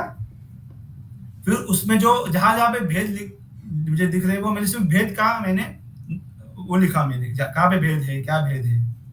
ठीक है, तो इतने सारी पांडुलिपियां है। और इसके 2 विभाग है। मैं आपको इसको बोलते हैं स्टेमा कोडिकम, दिखाता हूँ मैं आपको। ये जो है ना इसको बोलते हैं स्टेमा कोडिकम, यानी फैमिली ट्री बोलते हैं मैन्युस्क्रिप्ट की। देखो स्टेमा कोडिकम यानी क्या है कि ये जो अभी मैंने जो आपको दिखाई 33 पांडुलिपियां, उसका परिवार है, ये इसका परिवार है। तो उसमें से पी और क्यू नाम की 2 कैटेगरीज है। तो क्यू क्या है कि जो पी कैटेगरी में 51 श्लोक है, पर क्यू में 85 श्लोक है। यानी एक श्लोक पी का जो एक 10वां श्लोक है वो क्यू में नहीं मिलता है। तो इसलिए मैंने ये 2 कैटेगरी की। तो हमें भी ऐसे करनी चाहिए, 2 3 4 कैसे भी कर सकते हैं हम कैटेगरीज। जिनमें साम्य है उनको एक में रखेंगे हम। तो ऐसे में 2 की कैटेगरीज, पी और क्यू। और जो क्यू में उसमें क्या है ना कि क्यू की कैटेगरी जो है उसकी एक मैंने जो ऑटोग्राफ नाम की एक मूल ग्रंथ हो सकता है। वो मूल ग्रंथ क्या जो मूल ग्रंथ और टीका लिखी गई वो ऑटोग्राफ है, वो अभी नहीं मिल रहा है हमें। तो उसके आधार पर ये पी और क्यू 2 उसकी शाखाएं हो गई। तो ये जेड नाम की एक भी लिखी होगी मैन्युस्क्रिप्ट, वो अभी भी उपलब्ध नहीं है। उस जेड में वो श्लोक नहीं है। क्यों नहीं है, मैंने कैसा ये अनुमान किया, क्योंकि ये जो मैन्युस्क्रिप्ट है ये इसको हम सिंबल, ये सिग्ला होता है। यानी जो मैन्युस्क्रिप्ट जिस ग्रंथालय में है उसको हम एक सिंबल देते हैं। तो SH यानी क्या, ये शिवाजी यूनिवर्सिटी कोल्हापुर। AS यानी क्या, आनंद आश्रम। BO यानी क्या, भांडाकर इंस्टीट्यूट। तो MO यानी क्या, मैसूर ओरिएंटल इंस्टीट्यूट। BA यानी क्या, बड़ौदा। SM यानी क्या, सरस्वती महल, एसबी आने का सरस्वती भवन वाराणसी। तो ऐसे मैंने ये सिंबल दिए है। तो ये जो मैन्युस्क्रिप्ट है क्यू कैटेगरी की, सभी में 10वां श्लोक नहीं मिलता है, ठीक है। पर इन मैन्युस्क्रिप्ट में आपस में भेद है, इसलिए ये मैन्युस्क्रिप्ट जो लिखी गई वो किसी एक के आधार पर लिखी गई, क्योंकि ऐसा नहीं हो सकता है ना कि सभी लोग जो लिख रहे हैं और सभी लोग 10वां श्लोक निकाल दे। ऐसा हो सकता है क्या, बताओ मुझे। नहीं, मतलब वो मूल में नहीं होगा। हाँ, किसी एक व्यक्ति ने गलती की, उसने वो स्किप किया, और फिर जब आगे लोगों ने लिखा तो उनको लगा कि यही है, तो उन्होंने वही कॉपी किया। तो ये जो हाँ, ये भी हो सकता है। ASBO है ना, उन्होंने सभी जगह वो एक समान है कि 10वां श्लोक नहीं मिलता है हमें, और उसकी टीका भी नहीं मिलती है, पर इनमें कुछ ना कुछ भेद है, इसलिए मैंने इनको अलग रखा। और मैंने ऐसा माना कि ये जो है ये जेड की कॉपी हो सकती है, और जेड किसी एटोग्राफ की कॉपी हो सकती है। अच्छा, तो हमें पता कैसे चला इधर कोई 10वां श्लोक है जो कि हमें नहीं मिला है? क्योंकि पी में है ना, वो पी की कैटेगरी में है। हाँ हाँ हाँ, समझ गया। है ना, पी के हम्म। इसमें 51 श्लोक है, और इसमें 50 श्लोक है, तो एक श्लोक नहीं मिलता है, कम मिलता है वो। और देखो इसमें क्या है ना, ये जो इसकी टीका है उसमें जो श्लोक है उसकी शुरुआत मिलती है टीका की, और अंत मिलता है, पर बीच में बात नहीं मिलता है। तो इससे अनुमान क्या है कि जो जिसने जैन नाम के जो पांडुलिपि है, उसने शायद उसका कुछ क्या वो नष्ट हो गए क्या। देखो संभावना बहुत सारी हो सकती है, हम नहीं बता सकते क्या हो गया, नष्ट हो गया होगा, या उसने ही गलती से कम लिखा गया होगा, बहुत सारी संभावना हो सकती है। पर ये एसएच वालों ने उसका ही कॉपी किया। अब ये पीडब्ल्यू क्या है ना, ये मिस क्या है ना, कि ऐसा भी देखो हमारे जो टीकाएं होती है उसमें ऐसा आता है कि ये पाठ भेद है, वो ऐसा हमें पता चलता है कि हमारे आचार्यों ने भी जब टीका लिखी उन्होंने भी 2-3 पांडुलिपि का आधार करके ही लिखी होती है, ऐसा नहीं कि वो एक को ही मानते हैं। तो जिसने पीडब्ल्यू नाम की लिखी पांडुलिपि, उसने 2 पांडुलिपि का आधार लिया होगा, क्योंकि इसमें ये दोनों की साम्यता मिलती है हमें, ठीक है। तो हमें जो हमने जो पाठ भेद लिखे हैं ना, तो पाठ भेद के आधार पर हमें ये करना है कि किसका संबंध किससे आता है, और वो आते आते हमें यहाँ तक पहुंचना है ऑटोग्राफ तक। आ रहा है समझ में आपको? जी जी जी। यानी लेकिन मेरा यहाँ हाँ, एक प्रश्न था आचार्य जी, हाँ, मेरी एक शंका थी कि इस मेथड से, जो आपने मेथड बताया, इससे श्लोक जो हैं वो कम हो सकते हैं, लेकिन ज़्यादा कैसे हुए? मतलब क्योंकि हम क्रिटिकल एडिशन में देखते हैं कि फिर वापस से श्लोक कम किए जाते हैं, तो ये ज़्यादा कैसे हुए? मतलब ज़्यादा कहाँ से जुड़े? नहीं वही ना, ज्यादा नहीं हुए इसमें। पी जो है ना, इसमें 51 श्लोक है, और इसमें एक कम हो गया, नहीं, ठीक है। इसमें तो कम हुआ है, हाँ ऐसे हाँ हाँ ओवरऑल पूछ रहा हूँ हाँ मैं, वैसा। नहीं वो कैसा है कि देखो, उसमें कैसा है कि कुछ लोग, हाँ देखो इसमें इसमें और ऐसा कुछ वाक्य भी है वो उसमें नहीं मिलते इसमें पी में। तो इसमें क्या है ना कि कुछ देखो, अभी महाभारत ये एक शास्त्रीय ग्रंथ है, इतना प्रसिद्ध ग्रंथ नहीं है, पर ये जो महाभारत जैसे ग्रंथ है ना, ये वो परंपरा थी बोलने की, बताने की, कथा बताने की।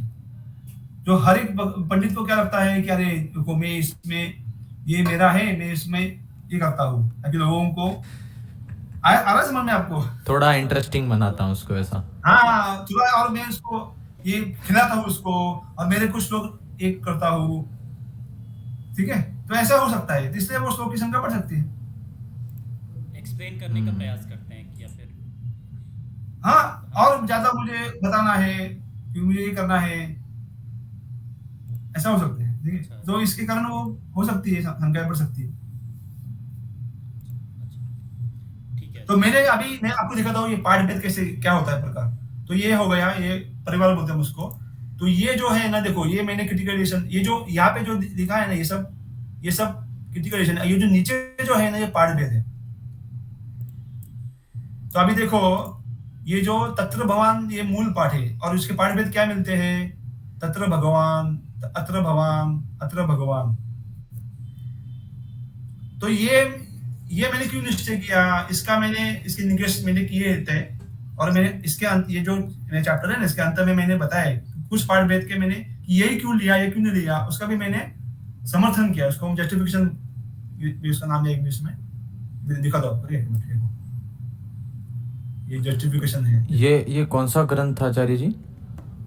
वेदांत सिद्धांत चंद्रिका और उसकी टीका हाँ, उद्गार। तो ये मतलब जैसा कि आपने बताया ये इतना पॉपुलर नहीं है, तो इसमें थोड़ा कम चांस रहता है ऊपर नीचे होने का, लेकिन महाभारत में बहुत इतना ज़्यादा फर्क, मतलब जस्ट डबल जितना, ऐसा कैसे फर्क पड़ गया? देखो क्योंकि ये ग्रंथ अभी लिखा गया ना 200 साल पहले, आ रहा समझ में आपको? हाँ, तो महाभारत तो वो भी है। टाइम नहीं मिला ज़्यादा बना इधर उधर होने का। और ये भी तो महाभारत, कथा नहीं है ना, ये वो हाँ महाभारत पता में नहीं कथा है, है। हमारी शास्त्रीय ग्रंथ है। और ये देखो इसकी 33 महाभारत की 1500 के आसपास ये जो भांडारकर संस्था ने जो उसका किया है ना क्रिटिकेशन, उन लोगों ने उसके 1500 के आसपास सब पांडुलिपियां इकट्ठा की 100 साल पहले, और वो सभी होगी नहीं हम बता सकते, और भी होगी। देखो 1500 क्या 1500 मैन्युस्क्रिप्ट्स पांडुलिपियां देखो, और महाभारत इतना बड़ा है, बड़ा होते हुए भी ये इतना बड़ा नहीं है, इसके 50-60 कुछ पन्ने ही है, 70-80 भी पन्ने हो गए। तो ऐसा है, जितना ग्रंथ पुराना उतनी उसमें संभावना ज्यादा पाठ भेद होने की। जी। तो जैसे मेरी एक और शंका थी इसमें कि कुछ लोग जैसे ऐसा भी कहते हैं कि आपके पास में इसका सबूत क्या है कि ये बाद में जुड़ा है। ऐसा भी तो हो सकता है कि मूल ग्रंथ इतना ही बड़ा हो, तो इसका मतलब कुछ इसका क्या आधार दे सकते हैं हम? देखिए मैं आपको अभी अभी कहाँ पे सब बंद हो गया, अभी दिखा दो आपको। अभी अगर ऐसा देखो अभी, ठीक है, मान लो कि किसने पूछा कि आधार क्या है, मुझे बताओ कि फिर सभी जगह वो होना चाहिए, सभी पांडुलिपियों में होना चाहिए। देखो मान लो अभी देखो ये तत्र भगवान मैंने आपको बताया ना, अभी शब्द है, हाँ जी जी। ये सभी जगह ये होना चाहिए, ये नहीं होता है तो ये भेद है। तो किसको हम माने ना, देखो किसको हम किसी को निश्चय करना है ना, जो मूल ग्रंथकार ने लिखा उसने क्या सभी लिखे क्या शब्द, ऐसा किया क्या उसने? नहीं तो जैसे इसलिए ना, फिर कई लोग कहते हैं कि ऐसा भी तो हो सकता है कि दूसरे वाले उसके संस्करण के अंदर वो भूल गया वो लिखना। ये कैसे प्रूफ होगा कि वो भूला नहीं है बल्कि उसमें ओरिजिनल था और इसमें जुड़ा है? तो ये प्लस हुआ कि माइनस हुआ, ऐसा कैसे पता चलेगा? उसका वही उसका ही अभ्यास, हम उसको क्रिटिकल एडिशन उसका ही वो अभ्यास है। उसके लिए हमें सभी पांडुलिपियां करनी पड़ती है, उसका अध्ययन करना पड़ता है, और वो पांडुलिपियों के हमें विभाग करने पड़ते हैं उसके। जैसे मैंने 2 विभाग किए अभी, पी और क्यू कैटेगरी में, पूरा वैसे हमें प्रोसेस अपनाना पड़ता है। हाँ वो उसका एक अलग तरीका है, उसका अध्ययन का एक तरीका है। और देखो इसमें क्या है ना, इसमें देखो इसमें हमारी श्रद्धा का काम नहीं है, वो श्रद्धा भी चाहिए और अभ्यास भी चाहिए। मुझे अच्छा लगता है इसलिए चाहिए, ऐसा नहीं है, ठीक है?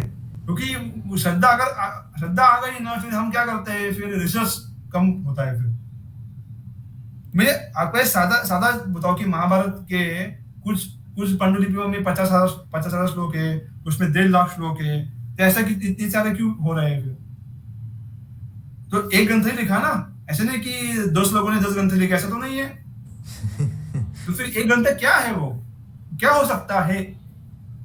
जैसे कि यहाँ पे तत्र भगवान ये जो पाठ भेद है, इतने सारे पाठ भेद मिल रहे हैं, तो क्या पाठ हो सकता है, मूल ग्रंथ ने क्या लिखा होगा? तो वो जानने का प्रयास है, ये पांडुलिपियों का अभ्यास।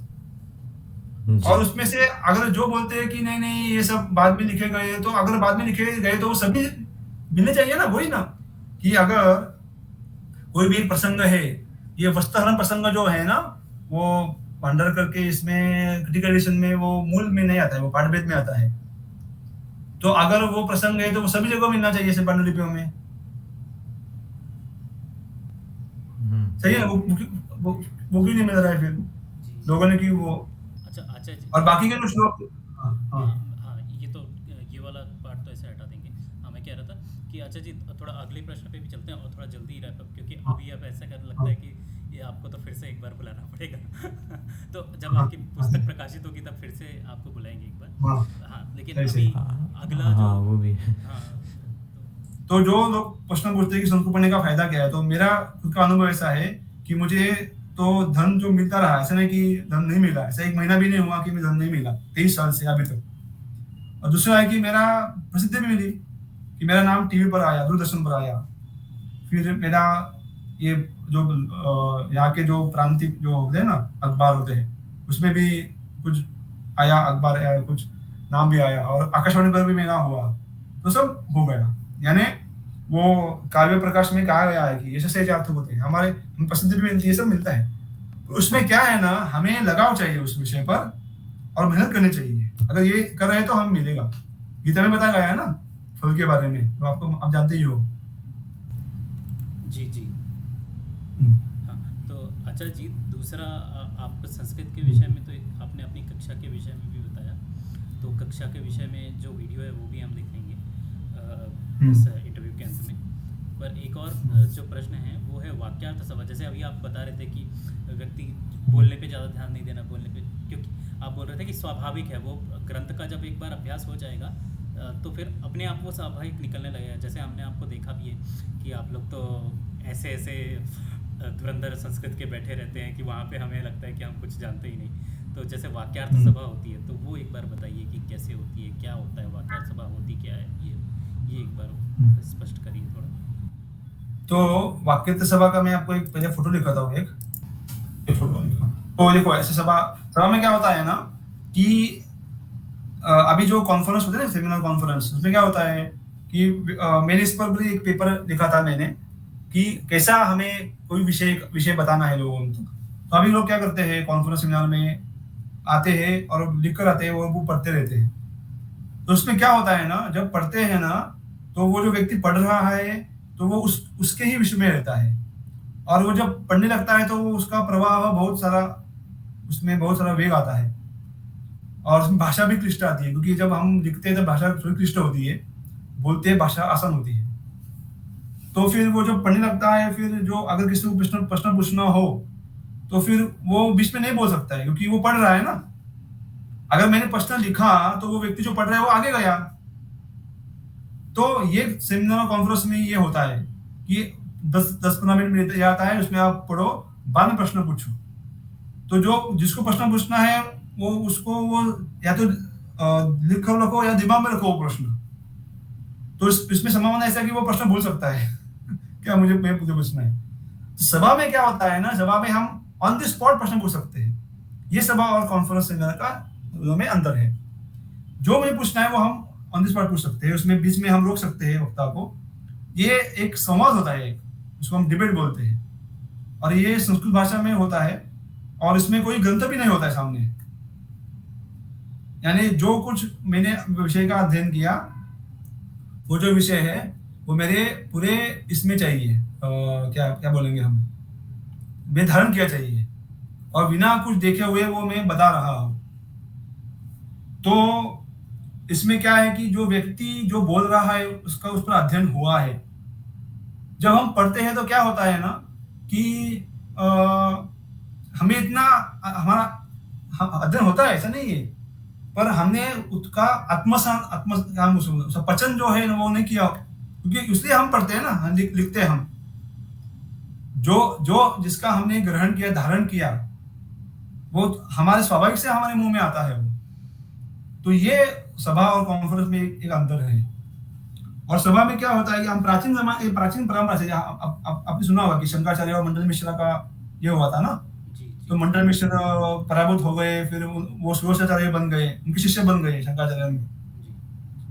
तो ये प्राचीन आ रही है परंपरा। और मैंने ऐसे सुना है कि केरल में कुछ भी कथा है वो कि उसमें विष्णु लोक में अगर जाना है तो भगवान विष्णु पहले बोलते हैं कि आप विवाद करो।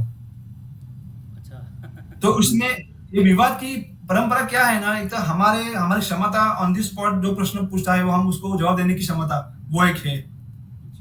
और हमने जो धारण किया विषय वो बताना, वो भी एक है।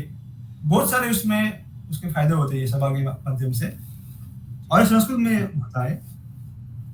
और हम जो ये देखने में भी बहुत सुंदर लगता है, जैसे हमने तो देखा ही है, तो बहुत बहुत अच्छा लगता है तो देखने में सही। हम लोगों में। हाँ सही। अच्छा जी, और एक बार अगर आप स्क्रीन पे वो दिखा दें, क्या हाँ। कहते हैं, आपका अकाउंट का अगर क्योंकि लोग हाँ। अभी क्या होगा कि आपका इंटरव्यू देखने के बाद बहुत लोग को रुचि भी आएगी, और दूसरा एक ये भी होगा कि बहुत सारे प्रश्न भी आएंगे। तो हम आपको दूसरी बार फिर से बुलाएंगे कि जो ऐसे प्रश्न ठीक जो है। हम नहीं बता सकते वो आपके लिए रखेंगे हम। ठीक। और ये चीज़ हमें यूट्यूब पे भी नहीं मिलेगी, ये चीज़ हमें इंटरनेट पे भी नहीं मिलेगी जो आपने बताया वो। तो हमको सही, सही। हाँ, तो ये तो हमारे लिए बहुत ही क्या बोलते हैं उत्साहवर्धक है और रुचिकर भी है हम लोग, क्योंकि हम जब हमारे चैनल में भी हम बहुत सारे ऐसे पुराने रिसर्च वर्क को बताते हैं, और पर एक आपके जैसे व्यक्ति का हमारे साथ में क्या बोलते हैं जुड़ना हमको बहुत ज़्यादा मोटिवेशन भी देता है। अब ऐसे हम हाँ। ऐसे तो बहुत सारे लोग भी हैं जो इंग्लिश में पता नहीं क्या क्या बोल देंगे। जैसे आज के समय में आप देखिए, आप विदेशों में बहुत सारे भारतीय मूल के लोग हो गए हैं जो योग सिखाते हैं, कोई दर्शन सिखाते हैं, बट वो इंग्लिश में सिखाते हैं। उसका महत्व भी हम लोग को तो नहीं रुचिकर लगता। अच्छा जी, अंतिम जो एक प्रश्न है वो बस वैदिक भारत के विषय में, कि वैदिक भारत संस्था के विषय में थोड़ा सा बोल दीजिए, और लास्ट में हम बस वो करके खत्म करेंगे। सही। तो अभी मेरी और वैदिक भारत यानी मोहित जो उसके संस्थापक है, उसकी पहचान लगभग 10 साल से है, और वो जब पुणे में आया था तब हमारे अच्छी तरह से पहचान हुई थी।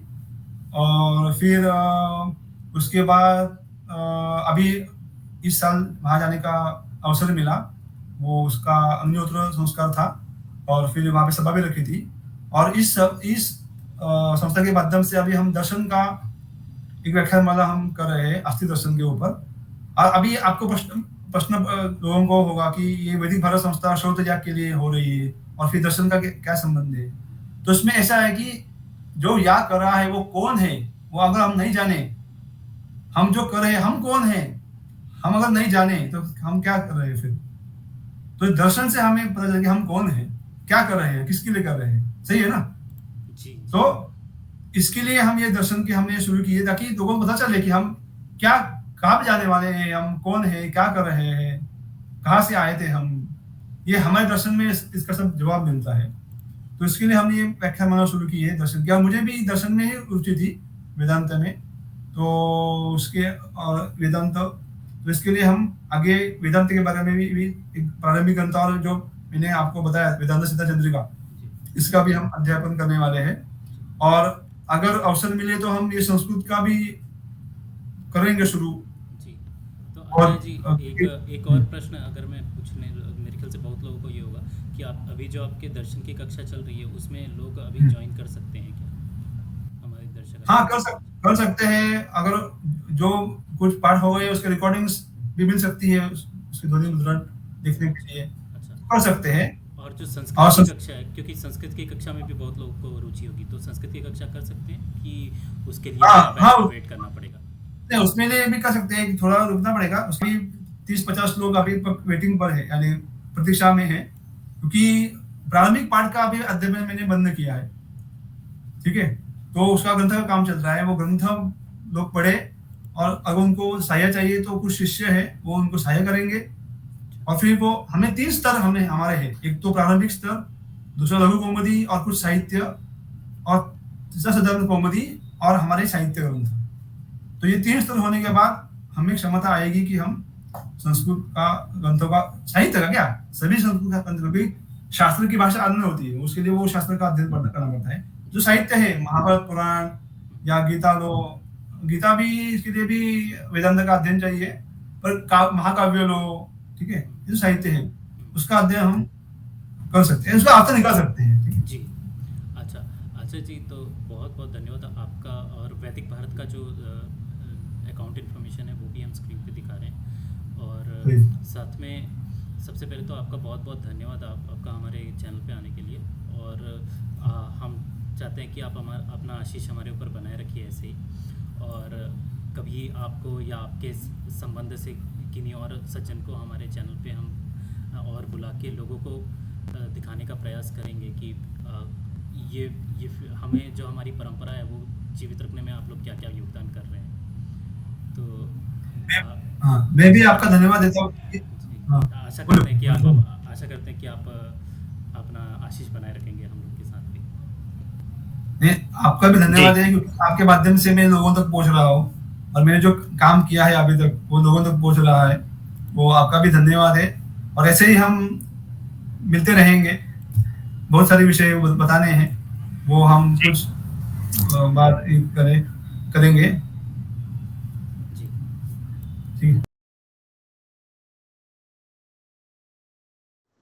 तो आज हमारा चिंतन विषय है आदिरंत्येन संहिता सूत्र। कोई वॉलंटियर करना चाहेगा शुरू करने के लिए? आदिरंत्येन संहिता अंत्येन, वहाँ यहाँ संज्ञा सूत्र है, 3 पद है। आदि ही प्रथमा एक वचन, अंत्येन तृतीया एक वचन, संहिता तृतीया एक वचन, संहिता बहुवचन, तृतीय बहुवचन। सह और इता, सह सह इता, अव्यय ओके, पद। 4 पदे, 4 पदे। हाँ, आदि ही अंत्येन सह इता, ओके, 4 पदे। एवं ये प्रत्याहार सूत्र है, इसका वृत्ति है अंत्येनेता सहित आधिर्मध्य गाणाम स्वस्य संज्ञा स्यात्। ये जो प्रत्याहार होते हैं हमारे अच, हल, यण, इक, तो ये कैसे बनाते हैं इसका इन्होंने विधान किया है पाणिनि ने। इसका एक उदाहरण दिया था आचार्य ने कि जैसे माला होती है, माला जो होती है, माला उसका एक, जब हम पकड़ते हैं माला तो उसका एक पहले का मणि पकड़ते, तो दूसरा अंतिम मणि पकड़ते हैं, तो उन दोनों मणियों के साथ बाकी बीच में के मणि भी आ जाते हैं। तो हम जब माला पकड़ते हैं तो दोनों पकड़ के बीच में के भी सभी मणि आ जाते हैं। इसके कारण यहाँ पे सूत्र में केवल आदि और अंत्य का ही उल्लेख है, परंतु जब आदि और अंत्य ग्रहण करेंगे तो बीच में के भी आ जाएंगे। इसके लिए अंत्य नेता सहित आदि ही मध्यगाना स्वस्य च संज्ञा स्यात्, ऐसा यहाँ पे विचार है कि जब हम अच प्रत्याहार लेते हैं, अच प्रत्याहार, तो यहाँ पे अकार से आरंभ करके प्रत्याहार सूत्र में अयुण, रुर्लुक, ए ओं, आई औ, यहाँ तक हलंत्यम छोड़ के सभी वर्ण आते हैं यहाँ पे ऐसा विचार स्वप्निल है। जी, आप आगे बढ़ने से पहले मैं सूत्र जो वाक्य है उसके बारे में कुछ स्पष्ट करना चाहता था। तो पहले क्या है कि यहाँ पे जो आदि ही वो तो प्रथमा विभक्ति में है, पर अंत्येन और इता ये दोनों तृतीया में है। और क्या है यहाँ पे सह पद जब इस्तेमाल होता है तो ये उपपद विभक्ति होती है तृतीया की, और इसका अर्थ ऐसे इंग्लिश में होता है विथ। तो यहाँ पे ऐसे अर्थ हो रहा है सूत्र का कि बिगनिंग एंड एंड जो इथ है उसका दोनों का मतलब कॉम्बिनेशन, जो समूह। तो ये मुझे जितना पर मुझे समझ में आया है, क्योंकि यहाँ पे 2 पद तृतीया में है, अंत्येन और इता, तो मतलब मुझे लगा कि अंत्येन ऐसे एक विशेषण है और इता विशेषण है। मतलब किस तरह का अंत्येन है, वो इता है, वो इत जो है वो अंत हम लेंगे तो फिर हम एक ऐसे प्रतिहार बना सकते हैं।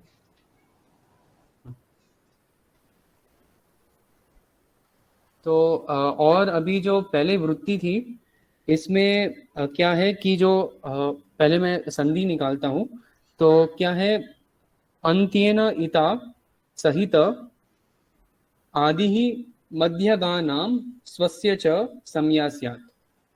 तो सहित मतलब ये थोड़ा और स्पष्ट है कि, और यहाँ पे जो मतलब महत्वपूर्ण पद है वो है मध्यगानाम, जो स्वप्निल जी ने अर्थ समझाया हमें कि जो बीच के जो भी अक्षर है तो वो भी इंक्लूड हो रहे हैं। और एक और लास्ट जो मैं मेंशन करूंगा, ये जो स्व पद है यहाँ पे, तो यहाँ पे ये स्व जितना मुझे समझ में आया ये एक अव्यय जैसा कुछ है। स्वस्य तो मतलब जो प्रधान है सूत्र में वो उसको ही बोध करता है।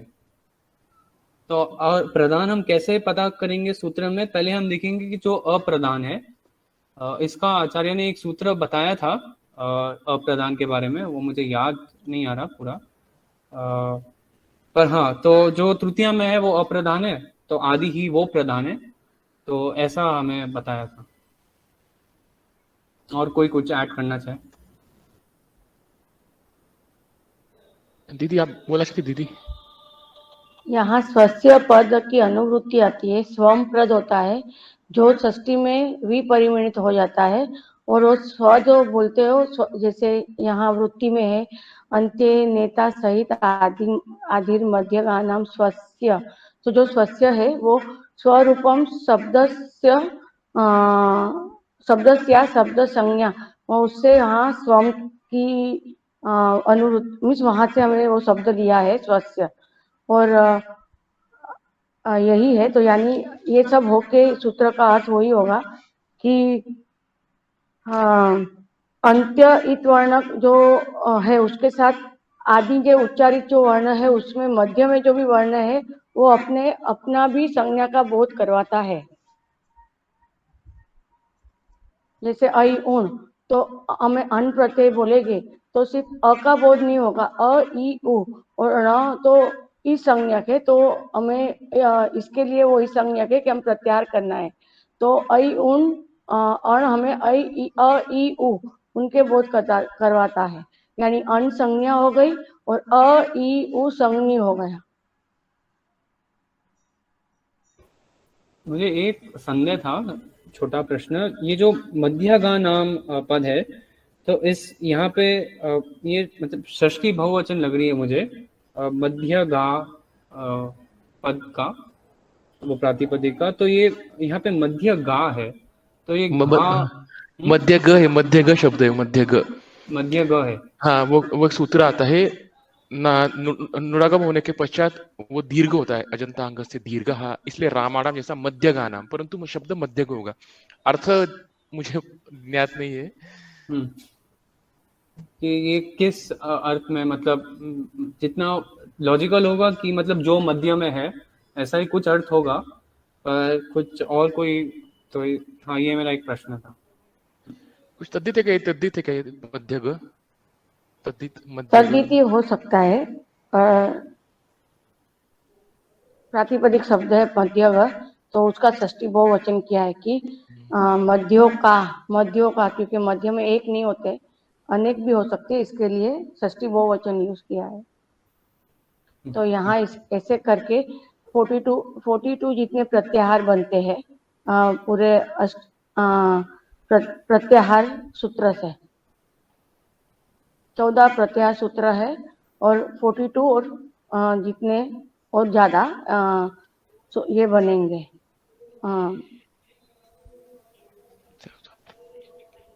आचार्य को पूछते हैं मध्य।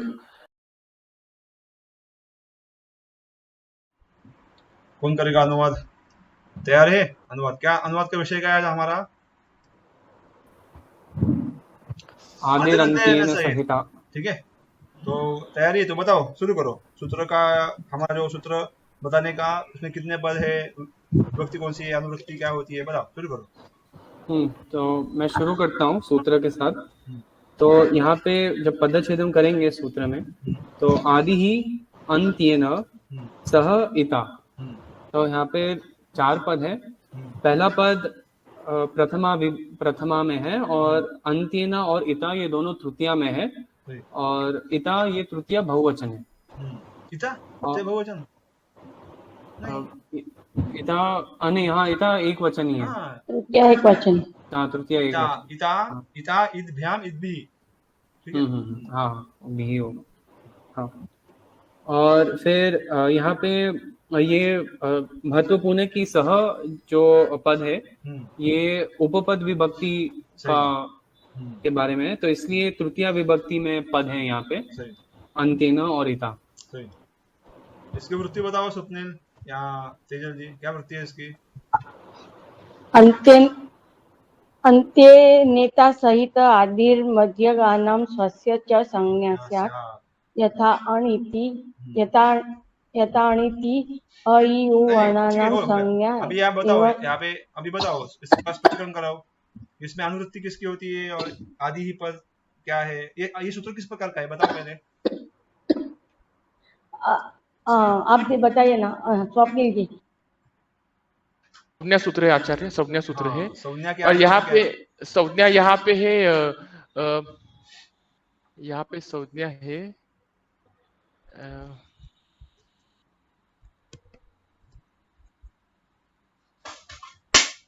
संज्ञा प्रत्याहार है। हाँ, एक उदाहरण बताओ अभी, पहले ये बनाओ, इस सूत्र में जो पद है इसमें संज्ञा क्या है? आदि अंत्येन सह इत, सूत्र में प्रत्याहार संज्ञा, प्रत्याहार वृत्ति में संज्ञा। ध्यान, अंत्येन इता सह आदि ही, ओ अच्छा अच्छा, अंत्य नितस्त आदि, हाँ yes. आदिरंतेन सहिता, ये संज्ञा है। हाँ हाँ हाँ, संज्ञा प्रत्याहार नाम बोलते हैं परंतु संज्ञा है, हाँ हाँ, यस, ये पूरा ओके ओके। सूत्र में सभी पद जो संज्ञावाचक ही है। आदिरंतेन सहिता, ठीक है। हम्म। और संधि क्या हो गए, मध्यगानाम स्वस्य च, ओके ठीक है, है समझ में। तो अभी उदाहरण बताओ एक कोई भी, मैं तुम्हें एक प्रत्याहार करता हूँ, मैं तुम बताओ इस प्रत्याहार में कौन सा संज्ञा क्या है, संधि क्या है, ठीक है। मुझे एक तब तक एक प्रत्याहार का उदाहरण बताओ। अच्छा हाँ बताओ, अच्छा, में सब समन्वय करो, समन्वय करो। आई उ रुरलु ए ओ आई औ, सही, सभी सर्व रस्व और दीर्घ स्वर आते हैं इसमें, हाँ सही, सर्व स्वर आते हैं इसमें। हाँ ठीक है। तो अभी हम एक दो और प्रत्याहार लेते हैं, ठीक है। अब देखो, अच्छा, अक, अक प्रत्याहार में कौन से अक प्रत्याहार में, ये जो अक है संज्ञा है ना, संधि कौन है? सभी अ रस्व, अ इ उ ऋ। हाँ, तो रुरलु आदि सभी ही रस्व, अंतेन इता सह, अंतेन इत कौन है यहाँ पे? क क। आदि ही कौन है? अ। अ और मध्य को कौन है? ई उ इ रुरलु, उ ऋ। हाँ। और अब ये मध्य को शब्द कैसे आया बताओ, सूत्र में नहीं है, अनुवृत्ति से मेरा क्या, मध्य को स्वस्य, ये पद कैसे आए? आक्षेप से, आक्षेप, कैसे आक्षेप होता है? आदि ही है, अंत है तो मध्य भी आएगा। हाँ, तो आदि अंत से किसका बोध हो रहा है? समुदाय का।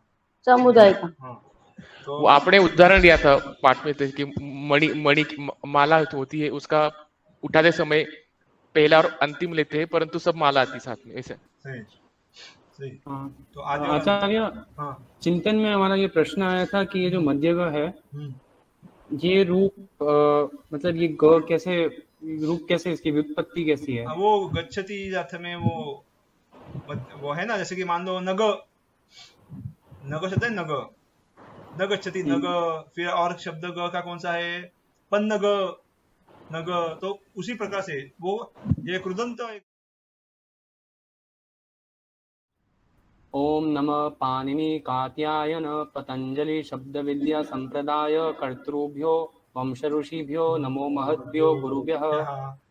ओम नमः पाणिनि कात्यायन पतंजलि शब्द नत्वा सरस्वतीं देवीं शुद्धां गुण्यां करोम्यहं पाणिनीय प्रवेशाय लघु सिद्धांत कौमुदीम्। आज हम लौकिक विग्रह और अलौकिक विग्रह इस बारे में जानने वाले हैं। मुझे बताओ अभी ये विग्रह क्या होता है, बताओ, कौन बताएगा विग्रह का अर्थ?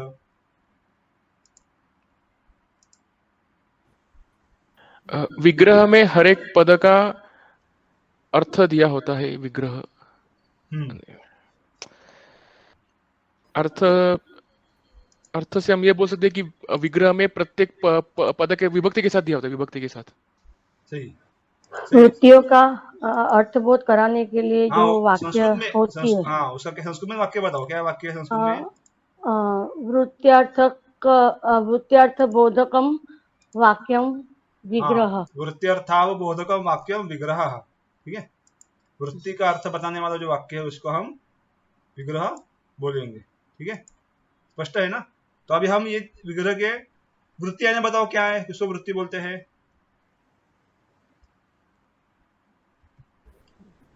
पांच वृत्तियां हैं। पदार्थानाम अभिधानम वृत्ति है। हाँ, पदार्थानम, परार्थाभिधान, पदार्थाभिधानम, परार्थाभिधानम वृत्ति। ओके। परार्थ यानी क्या, क्या बताओ स्वप्निल, उसका अर्थ क्या है? जो उसका नियत अर्थ होता है उससे भिन्न अर्थ दर्शाने वाला, तो कृदंत, तद्धितांत। हाँ, उसका उदाहरण बताओ वृत्ति का समास। ठीक है, हम देखेंगे अभी इसमें। वृत्ति का 5 प्रकार होता है। हाँ, हम इसमें देखेंगे, मैं तुम्हें स्क्रीन शेयर करता हूँ, ठीक है। 5 प्रकार की वृत्ति होती है। वही सही। कृत वृत्ति यानी कृदंतम, तद्धित वृत्ति यानी तद्धितम, समास एकशेष और सनाद्यंता धातवः।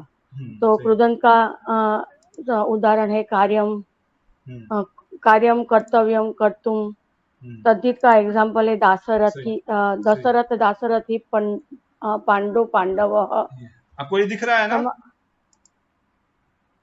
ये स्क्रीन दिख रही है, मैं शेयर किया है तो, ठीक है।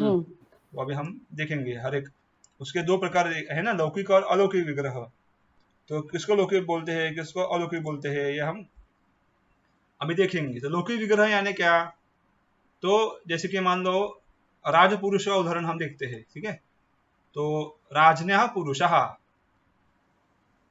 ठीक है, क्या हो गया, इस यहाँ पे दिया नहीं, राजपुरुषः, राजा का पुरुष, राजन्यः पुरुषः, उसको लौकिक विग्रह बोलते हैं। यानी जो समास में जो पद है वो जिस विभक्ति में होने चाहिए उस विभक्ति में वो उनको उनका विनियोग करना, उसको हम लौकिक विग्रह बोलेंगे। या लोक में जो वाक्य होता है ना, प्रसिद्ध वाक्य, उसको हम लौकिक विग्रह बोलेंगे।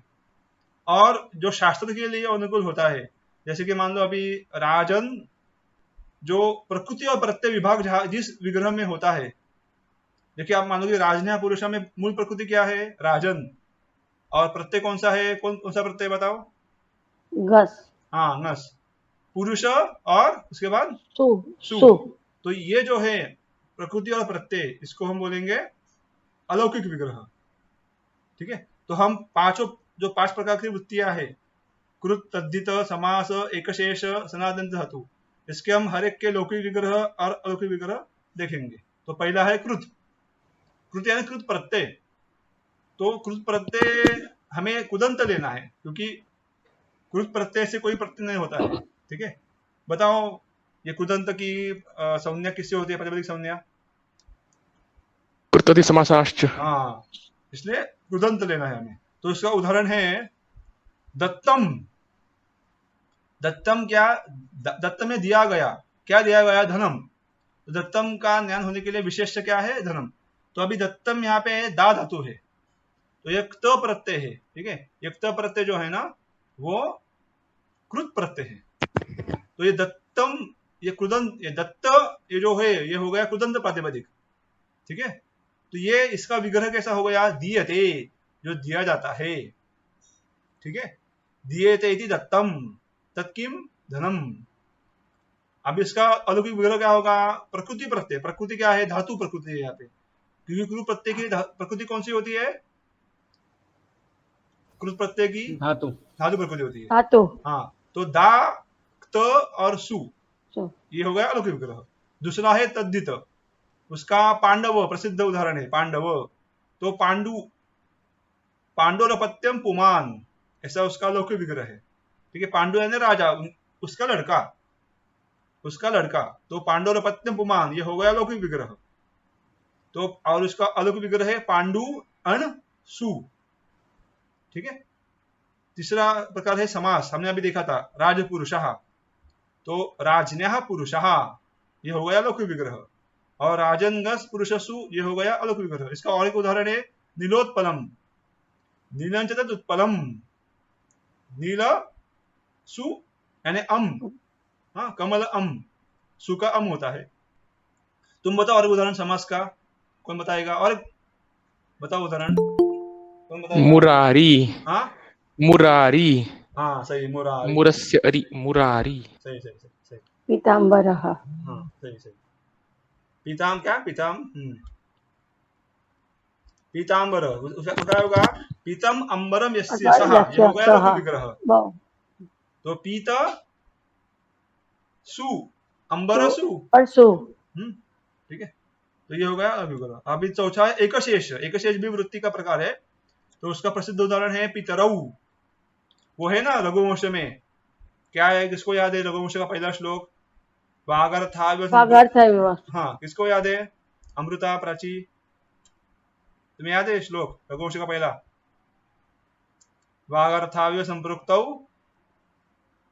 पार्वती परमेश्वरो जगतः पितरो वंदे, नहीं, वागर्थाविव संपृक्तौ क्या है, वागर्थ प्रतिपत्तये, हाँ, वागर्थ संपृक्त वागर्थ प्रतिपत्तये जगतः पितरो वंदे पार्वती परमेश्वरो, ऐसा श्लोक है, ठीक है।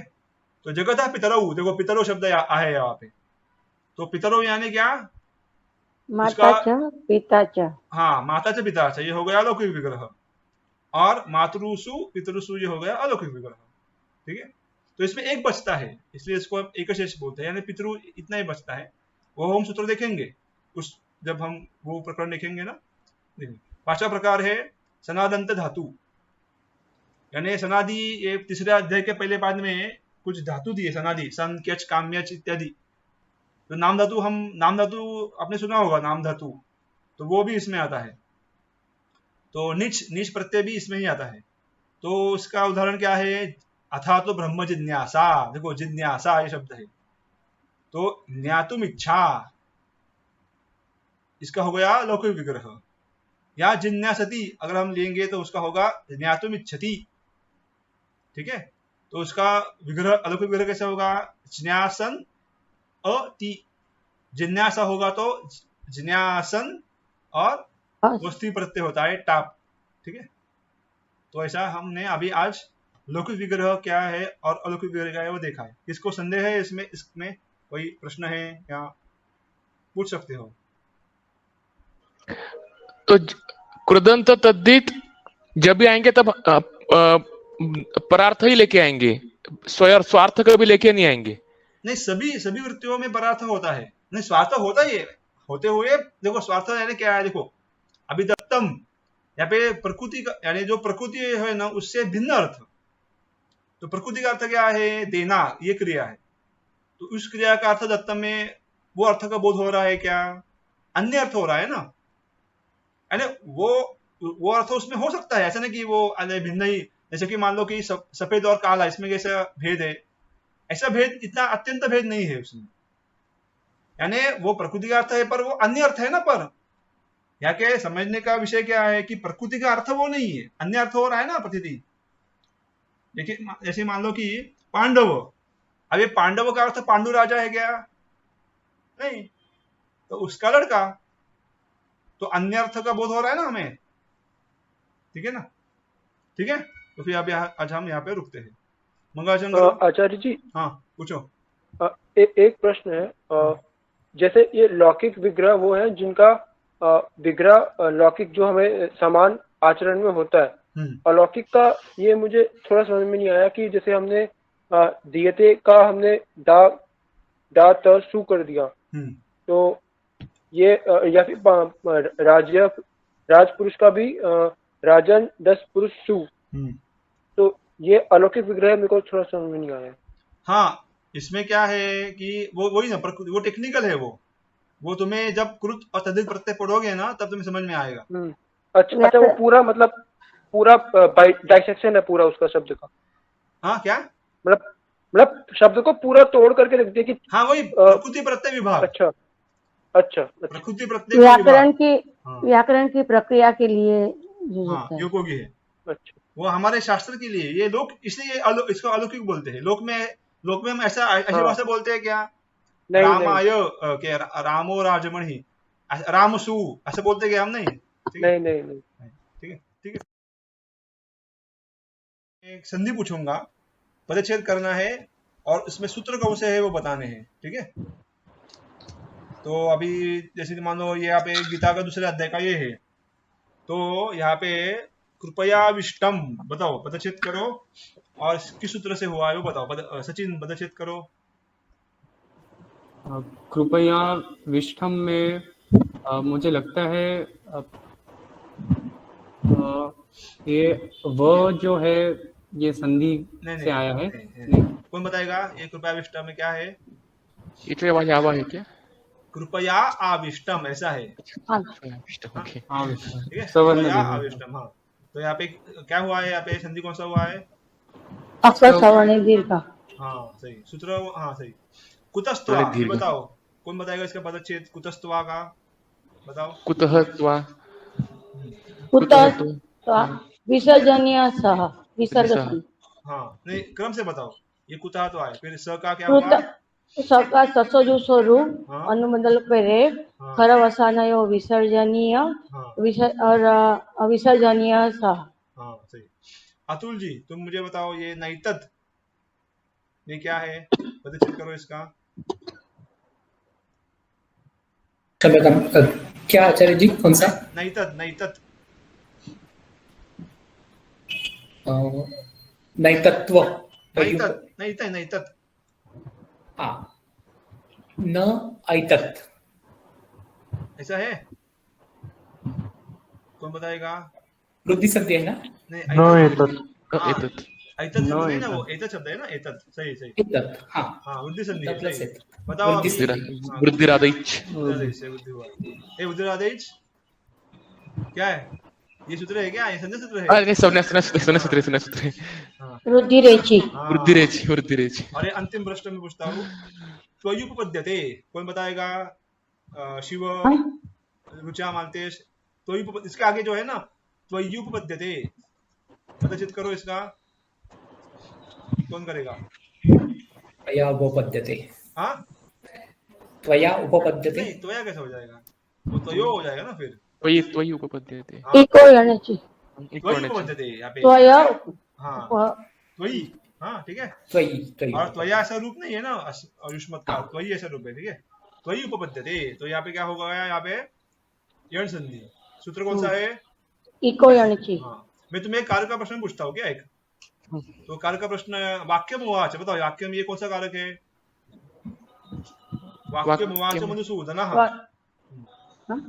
कर्म कर्म, हाँ एक कर्तुरी सिद्धम कर्म। कर्म हाँ सही सही सही। हाँ। और मधुसूदनः क्या है? स्वतंत्र कर्ता। ठीक है सही। सूत्र सप्तमी बताओ। सप्तम अधिकरणे च हम्म, 3 पदों का सूत्र है। सप्तमी प्रथमा एक वचन, अधिकरणे हम्म, सप्तमी प्रथमा एक वचन, अधिकरणे सप्तमी एक वचन, विषय सप्तमी है और च अव्यय है। हम्म, यहाँ पे अनुवृत्ति है दूरांतिकार्तेभ्यो द्वितीया च, यहाँ से दूरांतिकार्तेभ्यो की अनुवृत्ति है। एवं ये दूसरे पाद का दूसरे पाद का तृतीय अध्याय का सूत्र है, विधि सूत्र है ये। हम्म, एवं यहाँ पे इसकी वृत्ति है हम्म, कर्तृकर्म द्वारा क्रिया या आधार हम्म, अधिकरणम स्यात्। हम्म, तन्निष्ठा तन्निष्ठ क्रिया अधिकरणम स्यात्। तो यहाँ तनिष्ठ पे ने हम क्या ऐसा क्यों लिया है कि निष्ठ क्रिया आधार? क्योंकि क्रिया का आधार नहीं हो सकता है ना साक्षात, तो यहाँ पे किसमें विद्यमान क्रिया है? हाँ क्रिया का आधार बोले थे। क्रिया का आधार कर्ता या कर्म के द्वारा होती है, हाँ इसके लिए हाँ हो सकता है। सही। यहाँ तीन ये बोला ना, यहाँ 3 पद हाँ दीदी। वो बोले हाँ। संज्ञा क्या है आधार इसमें? प्रथमांत, अधिकरण प्रथमांत और द्विपद सूत्र है। और संज्ञी आधार होगी और अधिकरण संज्ञा होगा।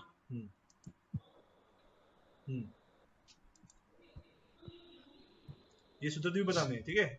ये बताओ सचिन, यहाँ पे क्रमनिष्ठ क्रिया के आधार का है, कर्तुनिष्ठ क्रिया का आधार है, उसका उदाहरण क्या है? और अधिकरण कितने प्रकार का है बताओ? अधिकरण 3 प्रकार के होते हैं। आधार त्रिविधः भवति। औपश्लेषिक, वैषयिक और अभिव्यापक।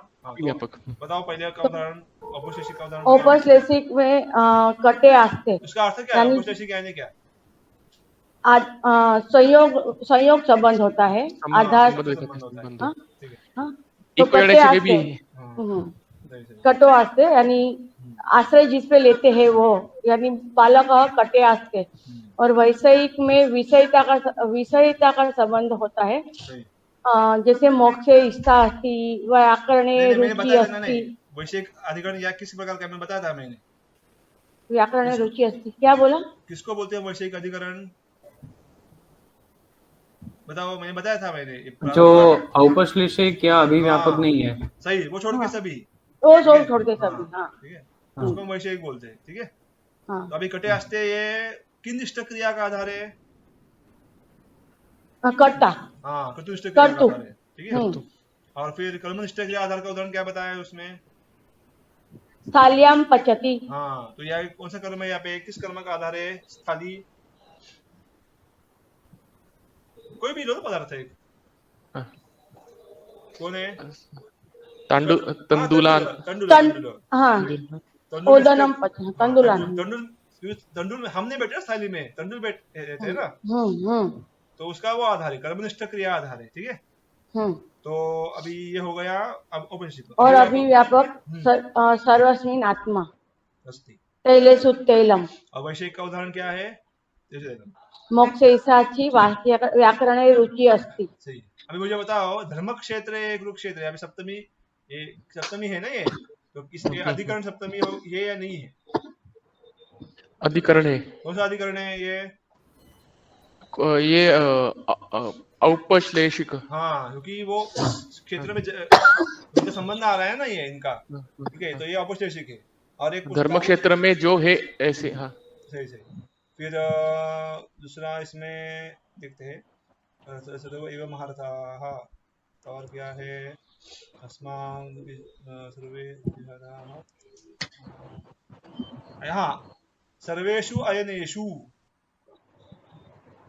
अयन यानी क्या? जो विभाग किया है ना, जो हम व्यूह बोलते हैं, ठीक है, तो ये भी क्या हो गया? सप्तमी कौन सी हो गई? सर्वेषु औपश्लेषिक ही। हाँ, बस ये हो गया। संबंध लग रहा है। संबंध। हाँ, सही सही सही। फिर दूसरा हम देखते हैं,